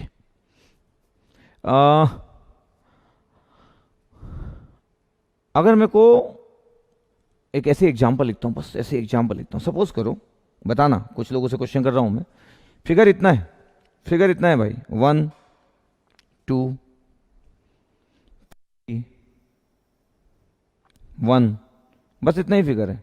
ये आउटपुट टर्मिनल है, बताइए, आउटपुट टर्मिनल है, ये V2, ये I2, ये आउटपुट टर्मिनल। अलग से एग्जांपल लिया मैं, 1 2 3 1, बस ये नया क्वेश्चन। और में से कोई बोल रहा है कि चलो Z11 निकालो, V1/I1 when I2 = 0, when I2 = 0। तो देखो मैं 2 ओम हटा दिया, 2 ओम था ही नहीं, क्वेश्चन भी नहीं था 2 ओम, सपोज करो, तो इसका आंसर 7/3 आएगा कि नहीं? 7/3 आएगा कि नहीं? यस और नो? 7/3 आएगा कि नहीं? यस और नो? पहले तो 2 ओम था तो उसको ओपन किए तो वो निपट गया, 2 ओम था। इस बार तो 2 ओम ही नहीं है, इस बार तो 2 ओम ही नहीं है। अब देखो ध्यान से, जब मैं I2 को 0 पुट किया, इसमें I2 को 0 पुट करना और इसमें I2 को 0 पुट करने में क्या डिफरेंस है? देखना ध्यान से, मेरा बताने का क्या मतलब है। कैमरा मेरे साइड है। जब यहाँ पे I2 0 है भाई, तो आप बोल सकते हो कि इसमें ड्रॉप, किसी रजिस्टर में ड्रॉप I इंटू आर होता है, तो 0 इंटू 2 तो 0 वोल्ट हो गया, तो 0 वोल्ट हो गया, तो ये V2 ना यहाँ से यहाँ आ गया, ये V2 यहाँ से यहाँ तक आ गया, यही वाला V2, इसमें ड्रॉप है ही नहीं, और यहाँ का वोल्टेज V2 है और यहाँ से करंट आपके पास I2 0 है। इस फिगर में देखो, ये फिगर यहाँ का वोल्टेज देखो V2 है, इसका मतलब both figures are same with respect to I2 equal to 0। अगर I2 0 है और कोई सीरीज का एलिमेंट है तो कुछ नहीं कर सकता है, क्योंकि उसका ड्रॉप 0 हो जाता है। कई बार बोलने के लिए लोग बोल देते ओपन कर दो, हटा दो, तो हटा देते हैं हम लोग। तो इसका मतलब ये है कि अगर 2 ओम लगा है और I2 0 है, सीरीज में 2 ओम लगा है, तो 2 ओम नहीं होता तो भी आंसर वही आता, 7/3 ओम। क्या फर्क पड़ता है आपके पास? अभी भी 3 ओम और 1 ओम में करंट सेम फ्लो होगा, अभी भी 3 और 1 ओम में करंट सेम फ्लो होगा भाई, 3 और 1 ओम में सेम करंट फ्लो होगा, तो सेम फिगर हुआ ना, सेम फिगर हुआ, तो कोई डिफरेंस नहीं है। कभी कभी मैं क्यों बताया, कभी कभी कुछ स्टूडेंट ऐसा सोचते कि जब भी कुछ जीरो करते किसी को तो निपटाना है करके, तो उनको 2 ओम मिल गया निपटाने के लिए। अब जब ये फिगर उनको दे दिया जाए तो उनको लगता है कुछ निपटा तो नहीं रहे, तो पता चला ना वो लोग चाहते कि किसी को तो निपटाए, तो पता चला बेचारा 1 ओम कुछ नहीं किया, इसी को निपटा दिए कुछ लोग। अच्छा भला वो संट में कनेक्टेड था, लोग अपनी फीलिंग के लिए कि कुछ जीरो कर रहे हैं तो किसी को निपटाना है, तो अच्छा भला बेचारा 1 ओम था, उसको ही निपटा दिए कुछ लोग। तो डरता हूं मैं कुछ लोगों से कि वो लोग जीरो पुट करते समय ढूंढते किसको अपन निपटाए करके। तो प्लीज, अगर वो सीरीज में और करंट जीरो पुट कर रहे हो और अगर वो निपट रहा है, अगर वो उसका एग्जिस्टेंस जा रहा है, ओपन हो रहा है, तो वो हट जाएगा। लेकिन कोई आपके पास निपटाने के लिए नहीं है तो इट्स ओके ना यार, ऐसा नहीं कि ढूंढ रहे हो आप, प्लीज। इतना देखा आपके पास, तो एक कंडीशनल है ना, बोला ये तो कंडीशनल है। जस्ट मैं Z11 की बात कर रहा हूँ, बाकी पैरामीटर चेंज होंगे नहीं यार, बाकी क्यों नहीं चेंज होंगे? Z11 चेंज नहीं होगा, Z11 चेंज नहीं होगा। ओके ठीक है। अब देखना ध्यान से, अब क्या होता है, बोर्ड में से मैं उधर का पूरा हटा दे बेटा, बस इसको रहने दे, रेड वाले को रहने देना, बाकी उधर से पूरा हटा दे। अब मैं ट्रांसफर इंपेडेंस की बात करता हूँ, बोला ट्रांसफर इंपेडेंस की बात करता हूँ, बोला। अब देखते अपन ध्यान से क्या देखने वाले हैं, अब देखना, अब इंटरेस्टिंग होने वाला, फोकस करते चलो। मैं क्या करता हूं, Z12 मैं निकाल के देता हूं और Z21 आप निकालना, इतना मेरे लिए करोगे आप। मैं एक निकालता हूं, दूसरा आप निकालना। अब ना आप ऐसे देख नहीं सकते, ड्राइविंग कैसे देख लोगे यार, कैसे देख लोगे आप? ठीक है चलो, मैं बोल रहा हूं एक में निकाल रहा हूं ना, एरो भी नहीं बना सकता। चलो हेडिंग डाल रहा हूं, हेडिंग 3rd नंबर। आपको 4 फिगर बनाना है एक्चुअली, 2 फिगर बना चुके, Z11 का, Z22 का। अब मैं 3rd सॉल्व कर रहा हूं। Z12 equal to V1 upon I2 1, I1 equal to 0। Okay Z12, फिर Z21 आप निकालोगे, Z12 मैं निकालने जा रहा हूं। अब देखो ध्यान से कि अगर I1 की वैल्यू 0 एम्पियर है, I1 की वैल्यू 0 एम्पियर, तो अब मेरे को V1 बाई I2 निकालना है, मतलब दूर का I2 करंट और पास का V1 करंट, और आप यहां पे खड़े सीन नहीं कर सकते क्योंकि ट्रांसफर इंपेडेंस है। बट ये वोल्टेज डिवाइड बाई वो करंट, तो बड़ा इंटरेस्टिंग हो जाता है क्योंकि वो करंट और ये वोल्टेज दोनों दूर दूर है। ठीक है, मेरे को बताओ I1 अगर 0 है तो 1 ओम का ड्रॉप कितना होगा, ऐसे लिखना है भाई। करंट जिस डायरेक्शन में फ्लो होता, प्लस लगा देता हूं मैं, 0 वोल्ट। ये V1 ना यहां पहुंच गया, ये V1 यहां पहुंच गया, तो V1 ना यहां पहुंच गया। अगर मैं बोलूं कि 2 ओम का ड्रॉप जो है वो V1 है, I1 तो 0 है। ठीक है ओके। तो अगर मैं बोलूं क्या करंट डिवाइडर रूल अप्लीकेबल है, ऐसा मैं पूछूं आपसे कि क्या करंट डिवाइडर रूल अप्लीकेबल है, CDR इज अप्लीकेबल, यस और नो, तो आपको बताना है कि यस और नो। करंट डिवाइडर रूल पूछ रहा हूं इस जगह पे, अब जो मैं करने जा रहा हूं, क्या आपको लगता है कि करंट डिवाइडर रूल अप्लीकेबल है? आपको लगता है कि यस तो आप यस बोलिए, आपको लगता है कि नो तो आप नो बोलिए। मैं सुनना चाहता हूं कि आप क्या फील करते हो, क्योंकि मैं बोला इसके आगे का स्टेप में लिखने वाला हूं, लेकिन अभी लिखा नहीं। तो current divider rule is valid और नॉट, यस और नो, तो मेरे को सुनना है कि आप समझ पा रहे कि मैं कुछ करूंगा तो क्या वो करंट डिवाइडर रूल का फॉर्म होगा कि नहीं होगा। देखो ध्यान से देखना मैं क्या बोलना चाह रहा हूं, सबको इतना क्लियर है कि करंट डिवाइडर रूल क्या होता है? Current divider rule is used for distribution of current, कि 50% स्टेटमेंट हुआ। अगर मैं बोलूं कि current divider rule is used for distribution of current, अगर आप इतना बोल के रुक गए तो ये अच्छी बात नहीं हुई क्योंकि 50% हुआ। लेकिन आपको परफेक्टली जानना है तो आपको बोलना चाहिए current divider rule is used for distribution of current in parallel equivalent circuit. जो पैरेलल में दो एलिमेंट होते हैं वहीं पे करंट डिस्ट्रीब्यूट करने के लिए करंट डिवाइडर रूल लगता है। देखो यहाँ पे I2 करंट यहाँ तक आया, I2 करंट यहाँ तक आया, इस जगह पे एक करंट इधर जाएगा, उधर से करंट 0 आ रहा है और एक करंट इधर जाएगा। पता है 3 और 2 ना 5 ओम है, पता है आपको, सीरीज में है, यहाँ पे करंट सेम है और ये 1 ओम है। ये 5 और 1 पैरेलल में है, ये 5 पैरेलल विथ 1 है, इसमें करंट डिवाइडर रूल लगेगा। पता आपको 5 और 1 पैरेलल में तो करंट डिवाइडर रूल लगेगा। अगर आपको इस ब्रांच में करंट निकालना है, इस ब्रांच में करंट निकालना तो 1 ओम में मल्टीप्लाई होगा, पता है I2 1 में मल्टीप्लाई होगा और ये 5 + 1 होगा। इसका मतलब ये I2/6 करंट फ्लो हो रहा है इस ब्रांच में। अगर आपको इस ब्रांच में करंट निकालना है तो ये जो I2 करंट आ रहा था ये 5 में मल्टीप्लाई होगा, 3 में नहीं 5 में, डिवाइड बाई 5 + 1 होगा। इसको बोलते हैं 5I2/6। चेक करना आप, तो वहां पे आ रहा आपके पास I2/6 और यहां पे आ रहा 5I2/6, दोनों का ऐड करने से I2 हो गया। तो करंट डिवाइडर रूल वैलिड था किसमें, 3 1 में नहीं, 5 और 1 में। तो करंट डिवाइडर रूल से करंट डिवाइड हो सकता था और क्वेश्चन सॉल्व हो गया। क्यों सॉल्व हो गया, बिकॉज इस 2 ओम का वोल्टेज ही तो V1 है, तो V1 हुआ 2 इंटू करंट कितना आ रहा है भाई, करंट कितना आ रहा है I2/6, पता I2/6 आ रहा है करंट। तो I2/6 आपके पास अगर आ रहा है, आपके पास ये यहां से दिख रहा है आपके पास I2/6 आ रहा है, देख सकते हो आपके पास, और अगर 6 आ रहा है आपके पास तो कितना हो गया पता है I2/3। तो V1/I2 का आंसर आ गया, V1/I2 का आंसर आ गया 1/3 ओम। ओम ही होता है भाई, तो Z12 का आंसर आ गया। बड़ा इजी हो गया करंट डिवाइडर रूल से। कोई बोल सकता है सर क्लिक नहीं करता, तो कोई ये बोल सकता है सर क्लिक नहीं करता, तो हाँ भाई क्लिक जरूर थोड़ी कि क्लिक करेगा। तो करंट डिवाइडर रूल से आ गया। देखो ध्यान से, मैं बोला कि कोई ये पूछ सकता है कि सर अगर मेरे को क्लिक नहीं हुआ, एक मैं स्टूडेंट हूं सर, मेरे को क्लिक नहीं हुआ करंट डिवाइडर रूल, कई बार नहीं होता, एक अच्छे स्टूडेंट को हो जाता है और एक अच्छा स्टूडेंट बनने वाला है अभी, तो उसको जल्दी क्लिक नहीं करता। जैसे जब मैं था तो मेरे को क्लिक नहीं करता था। मेरे को क्लिक तभी करता था जब ऐसे दो पैरेलल में लाइन खड़ी हो, तभी मेरे को क्लिक करता था क्योंकि मेरे को पैरेलल दिखता था। ऐसी जगह पे मेरे को कभी नहीं दिखता था। मैं अपनी बात कर रहा हूँ। तो ठीक है यार, क्या प्रॉब्लम है, मैं बोल रहा हूँ कि ठीक है करंट डिवाइडर, ये नोट कर लिए होंगे, करंट डिवाइडर रूल अगर नहीं दिख रहा है तो नहीं करेंगे। नहीं दिखा ना भाई कुछ लोगों को, तो कुछ जबरदस्ती थोड़ी है, जबरदस्ती थोड़ी है। अब प्रॉब्लम टीचर लोगों की क्या है, उनको इससे कोई मतलब नहीं कि किसको दिखा किसको नहीं दिखा, उनको बस इतना मतलब है कि उनको दिखा। टीचर लोगों की मेन प्रॉब्लम, टीचर लोगों को इससे कोई मतलब नहीं कि किसको दिखा किसको नहीं दिखा, उनको इससे मतलब है कि वो टीचर को खुद दिखा, वो टीचर को खुद दिखा और वो मान लिया कि पूरे लोग उससे पढ़ने वालों को करंट डिवाइडर रूल दिखता है। ये मेन प्रॉब्लम है, इसलिए लोग अच्छे से सिखाते नहीं है। मैं बोल रहा हूँ नहीं दिखा भाई, नहीं दिखा, मेरे टाइप के स्टूडेंट को नहीं दिखा, तो अब क्या करें भाई, यहाँ तो है V2, अपने को निकालना है V1 और I2 के बीच में। क्यों ना यहाँ पे एक वोल्टेज भी एज्यूम करता हूँ, एक नेटवर्क में एज्यूम करना है तो पावरफुल चीज होती है। चलो एज्यूम करता हूँ, तो क्या करूँगा पता है आपके पास, V1 पे नोट लगा रहा हूँ, यहीं पे रख रहा हूँ, V1/2, हाँ V1/2, V1 - V divide by 3 हो गया, बस दो ही टर्म था, दो ही टर्म था ना। उधर से करंट 0 ना, उधर से करंट 0, I1 0 है, 6 का मल्टीप्लाई करो, 3V1 2V1 - 2V = 0। बताओ कितना हो गया, 5V1 = 2V, 5V1 = 2V। चलो इक्वेशन नंबर 2 हो गया। V को मैनेज कर लेंगे अपन। अब मैं V पे नोट लगा रहा हूं, है ना, मेरी हेल्प करना।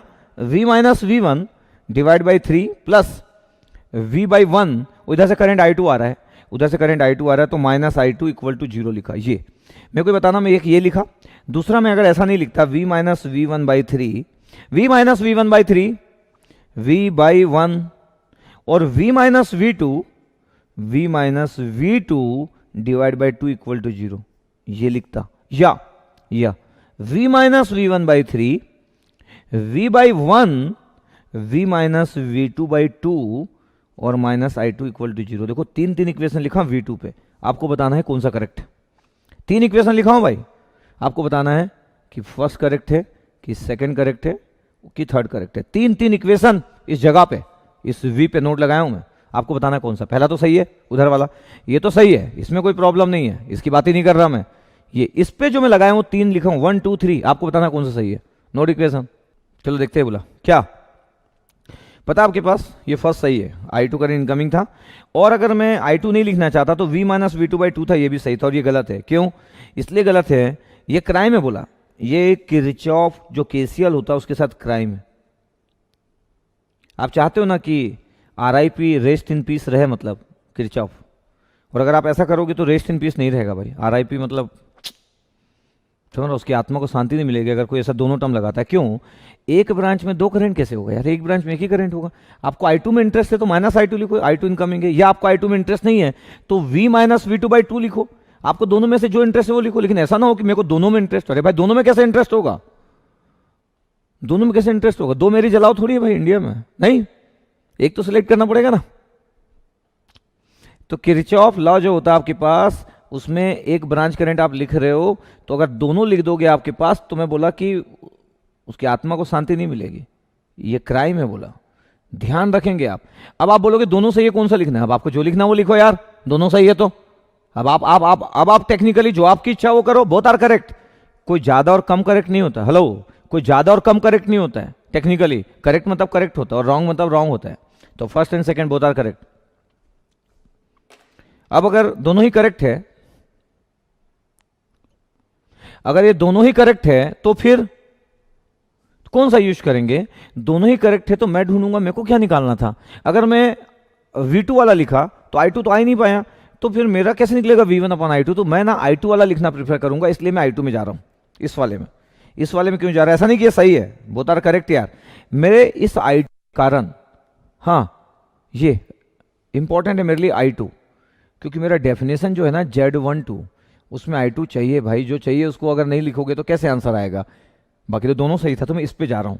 3 का मल्टीप्लाई करने जा रहा हूं इस पे। 3 का multiply, V minus V1, 3V minus 3I2 is equal to 0। 3 का मल्टीप्लाई किया, ये 4V minus V1 minus 3I2 equal to 0। चलो V की वैल्यू को उठाओ यहां से, जरा यहां से उठाओ। 4 V की वैल्यू कितना आपके पास? 5V1/2, 5V1/2 minus V1 minus 3I2 equal to 0। ये 2 कैंसिल आउट हुआ, 22, 10 minus 1, 9V1 equal to 3I2।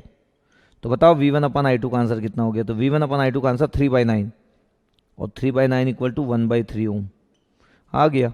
तो ऐसा नहीं हो सकता कि करंट डिवाइडर रूल मेरे फ्रेंड को दिख गया, मेरे को नहीं दिख गया, तो मेरे से नहीं बनेगा। अरे मेरे से क्यों नहीं बनेगा यार? नहीं दिखा तो नहीं दिखा, उसको दिख गया, उसका पॉजिटिव पॉइंट है, क्यों जल्दी सॉल्व कर लिया अपने से। बट इससे क्या फर्क पड़ता? हर बार थोड़ी जल्दी सॉल्व करेगा और हर क्वेश्चन को। चलो एक उसको प्लस पॉइंट दिख गया कि उसको करंट डिवाइडर दिख गया, वो एडवांटेज ले लिया। बट हम भी पीछे थोड़ी है, हम भी तो सॉल्व कर लिए, 1 मिनट हमारा ज्यादा लग गया। तो इंपॉर्टेंट है हमको जो आता है उसको अच्छे से अप्लाई करना। हमको क्लिक नहीं किया करंट डिवाइडर रूल तो क्वेश्चन नहीं बनेगा, ऐसा थोड़ी है यार। क्वेश्चन को तो बनना पड़ेगा। क्वेश्चन इसलिए तो बना है क्योंकि उसको सॉल्व होना पड़ेगा। चलो ये हो गया आपका, इतना क्लियर।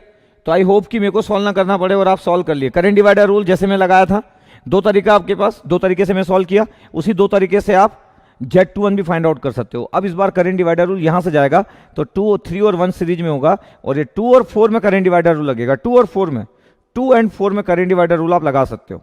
बड़ा गुड है। ऐसी जगह पे करंट डिवाइडर रूल जल्दी नहीं दिखता, बोला ऐसी जगह पे करंट डिवाइडर रूल जल्दी नहीं दिखता है आपको। ठीक है, तो 1/3 अपना आ गया होगा, बोला किसी को प्रॉब्लम नहीं हो सकती, आराम से आप सॉल्व कर लिए होंगे, किसी को कोई प्रॉब्लम नहीं होगी।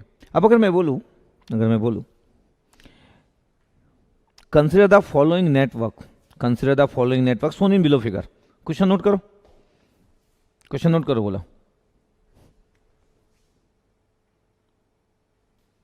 Consider the following network, consider the following network shown in below figure, shown in below figure. क्या करता हूं मैं, ऐसा एक जेड बना दिया, दिस वन, ये figure A,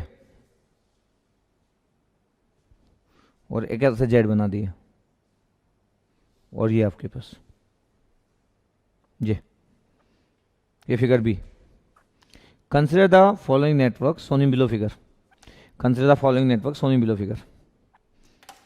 find Z parameter, find Z parameter. तो मैं बोला कि consider the network shown in below figure, find Z parameter.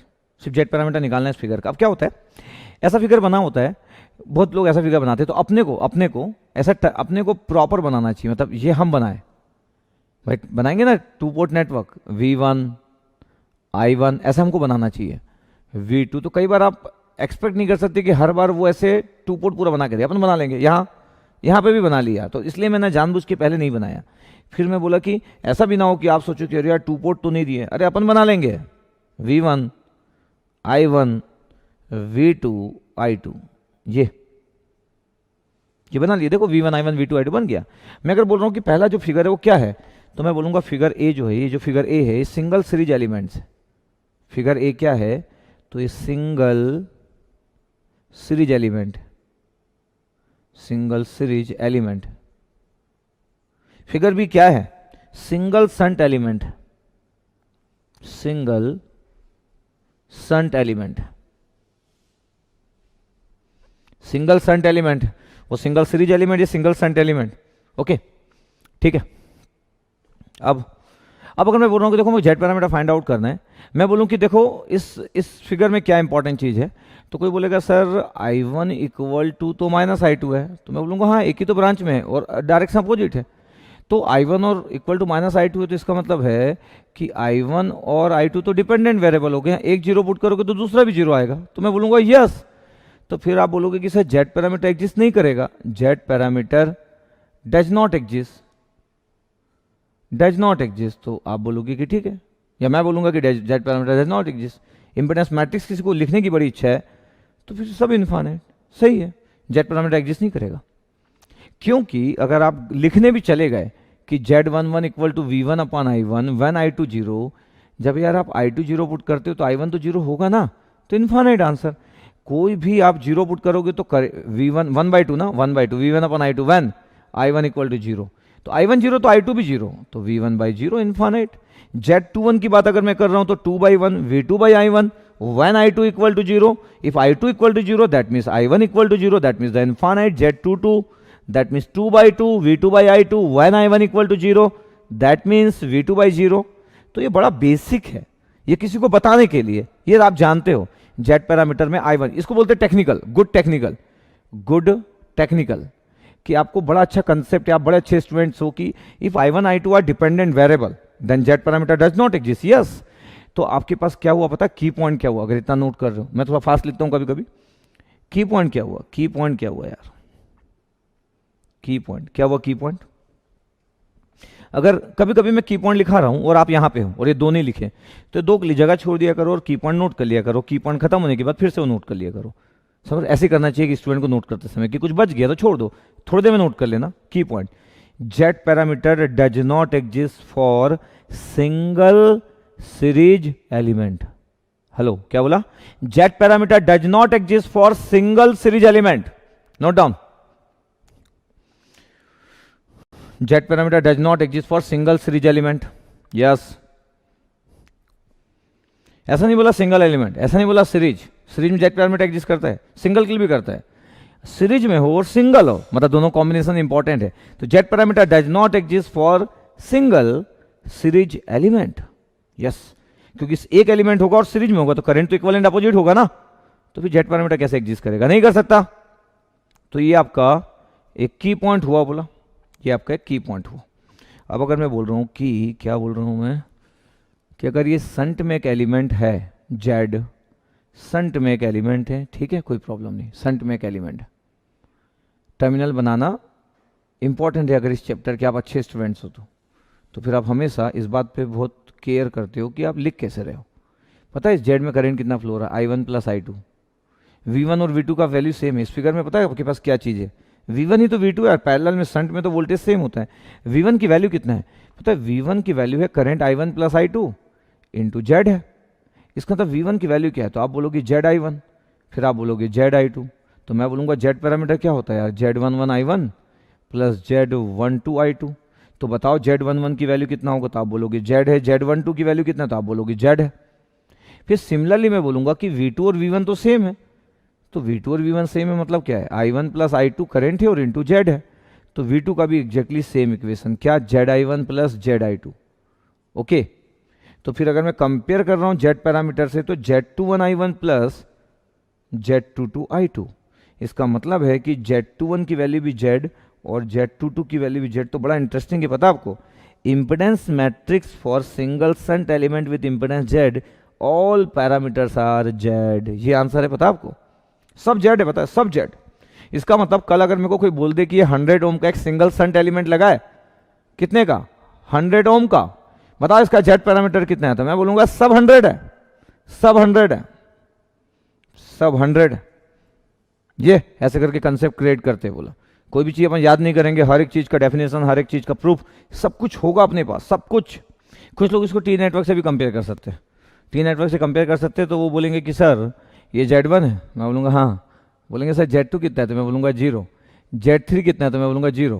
फिर इन दोनों को ऐड करो तो 100, फिर ये तो यही आता है, फिर ये यही आता है, फिर इन दोनों को ऐड करो तो भी 100। तो अगर आप इसको टी नेटवर्क से कंपेयर करोगे तो where Z2 equal to 0, yes Z3 equal to 0। तो एक संट एलिमेंट में Z2 और Z3 0 होते हैं और Z1 उस रेजिस्टेंस की वैल्यू होता है, single shunt element, single shunt element है आपके पास, तो कंपेयर कर सकते हो आप, कोई प्रॉब्लम नहीं है, कंपेयर कर सकते हो। बोला क्या बोला था मैं आपको कि टू पोर्ट नेटवर्क को अपन जिस टाइप से डील करेंगे, कोई आईआईटी का प्रोफेसर भी ना टू पोर्ट नेटवर्क को अपने जैसा डील नहीं करेगा। तो अपने लिए बिल्कुल आसान होगा जब टू पोर्ट नेटवर्क अपने को आएगा, चाहे कुछ भी हो जाए, चाहे कुछ भी हो जाए, यकीन मानिए, ठीक है। तो अभी अपने स्टार्ट किए, बोला धीरे धीरे मैं आगे बढ़ाते जाऊंगा। अभी तो जेट की स्टोरी चल रही है, अभी तो जेट पे अटका हुआ है। इतने देर में तो लोग टू पोर्ट नेटवर्क खत्म कर देते, इतने देर में तो लोग पूरे पैरामीटर का इक्वेशन लिख देते, पता है। फाइनली आज का सेशन अपन एंड करते हैं। ऐसे आप इंजॉय करते रहो, ऐसे अपन करते रहेंगे। और ध्यान रखें कि अपन इतना मेहनत कर रहे हैं तो अपन ट्राई करेंगे इसको रिजल्ट में कन्वर्ट करने की। तो आप इंजॉय करते हुए पढ़िए, आप जो जो चीज़ सीखे ना उसको अंडरलाइन कर लीजिए, ठीक है। Okay, thank you very much, love you all, good night.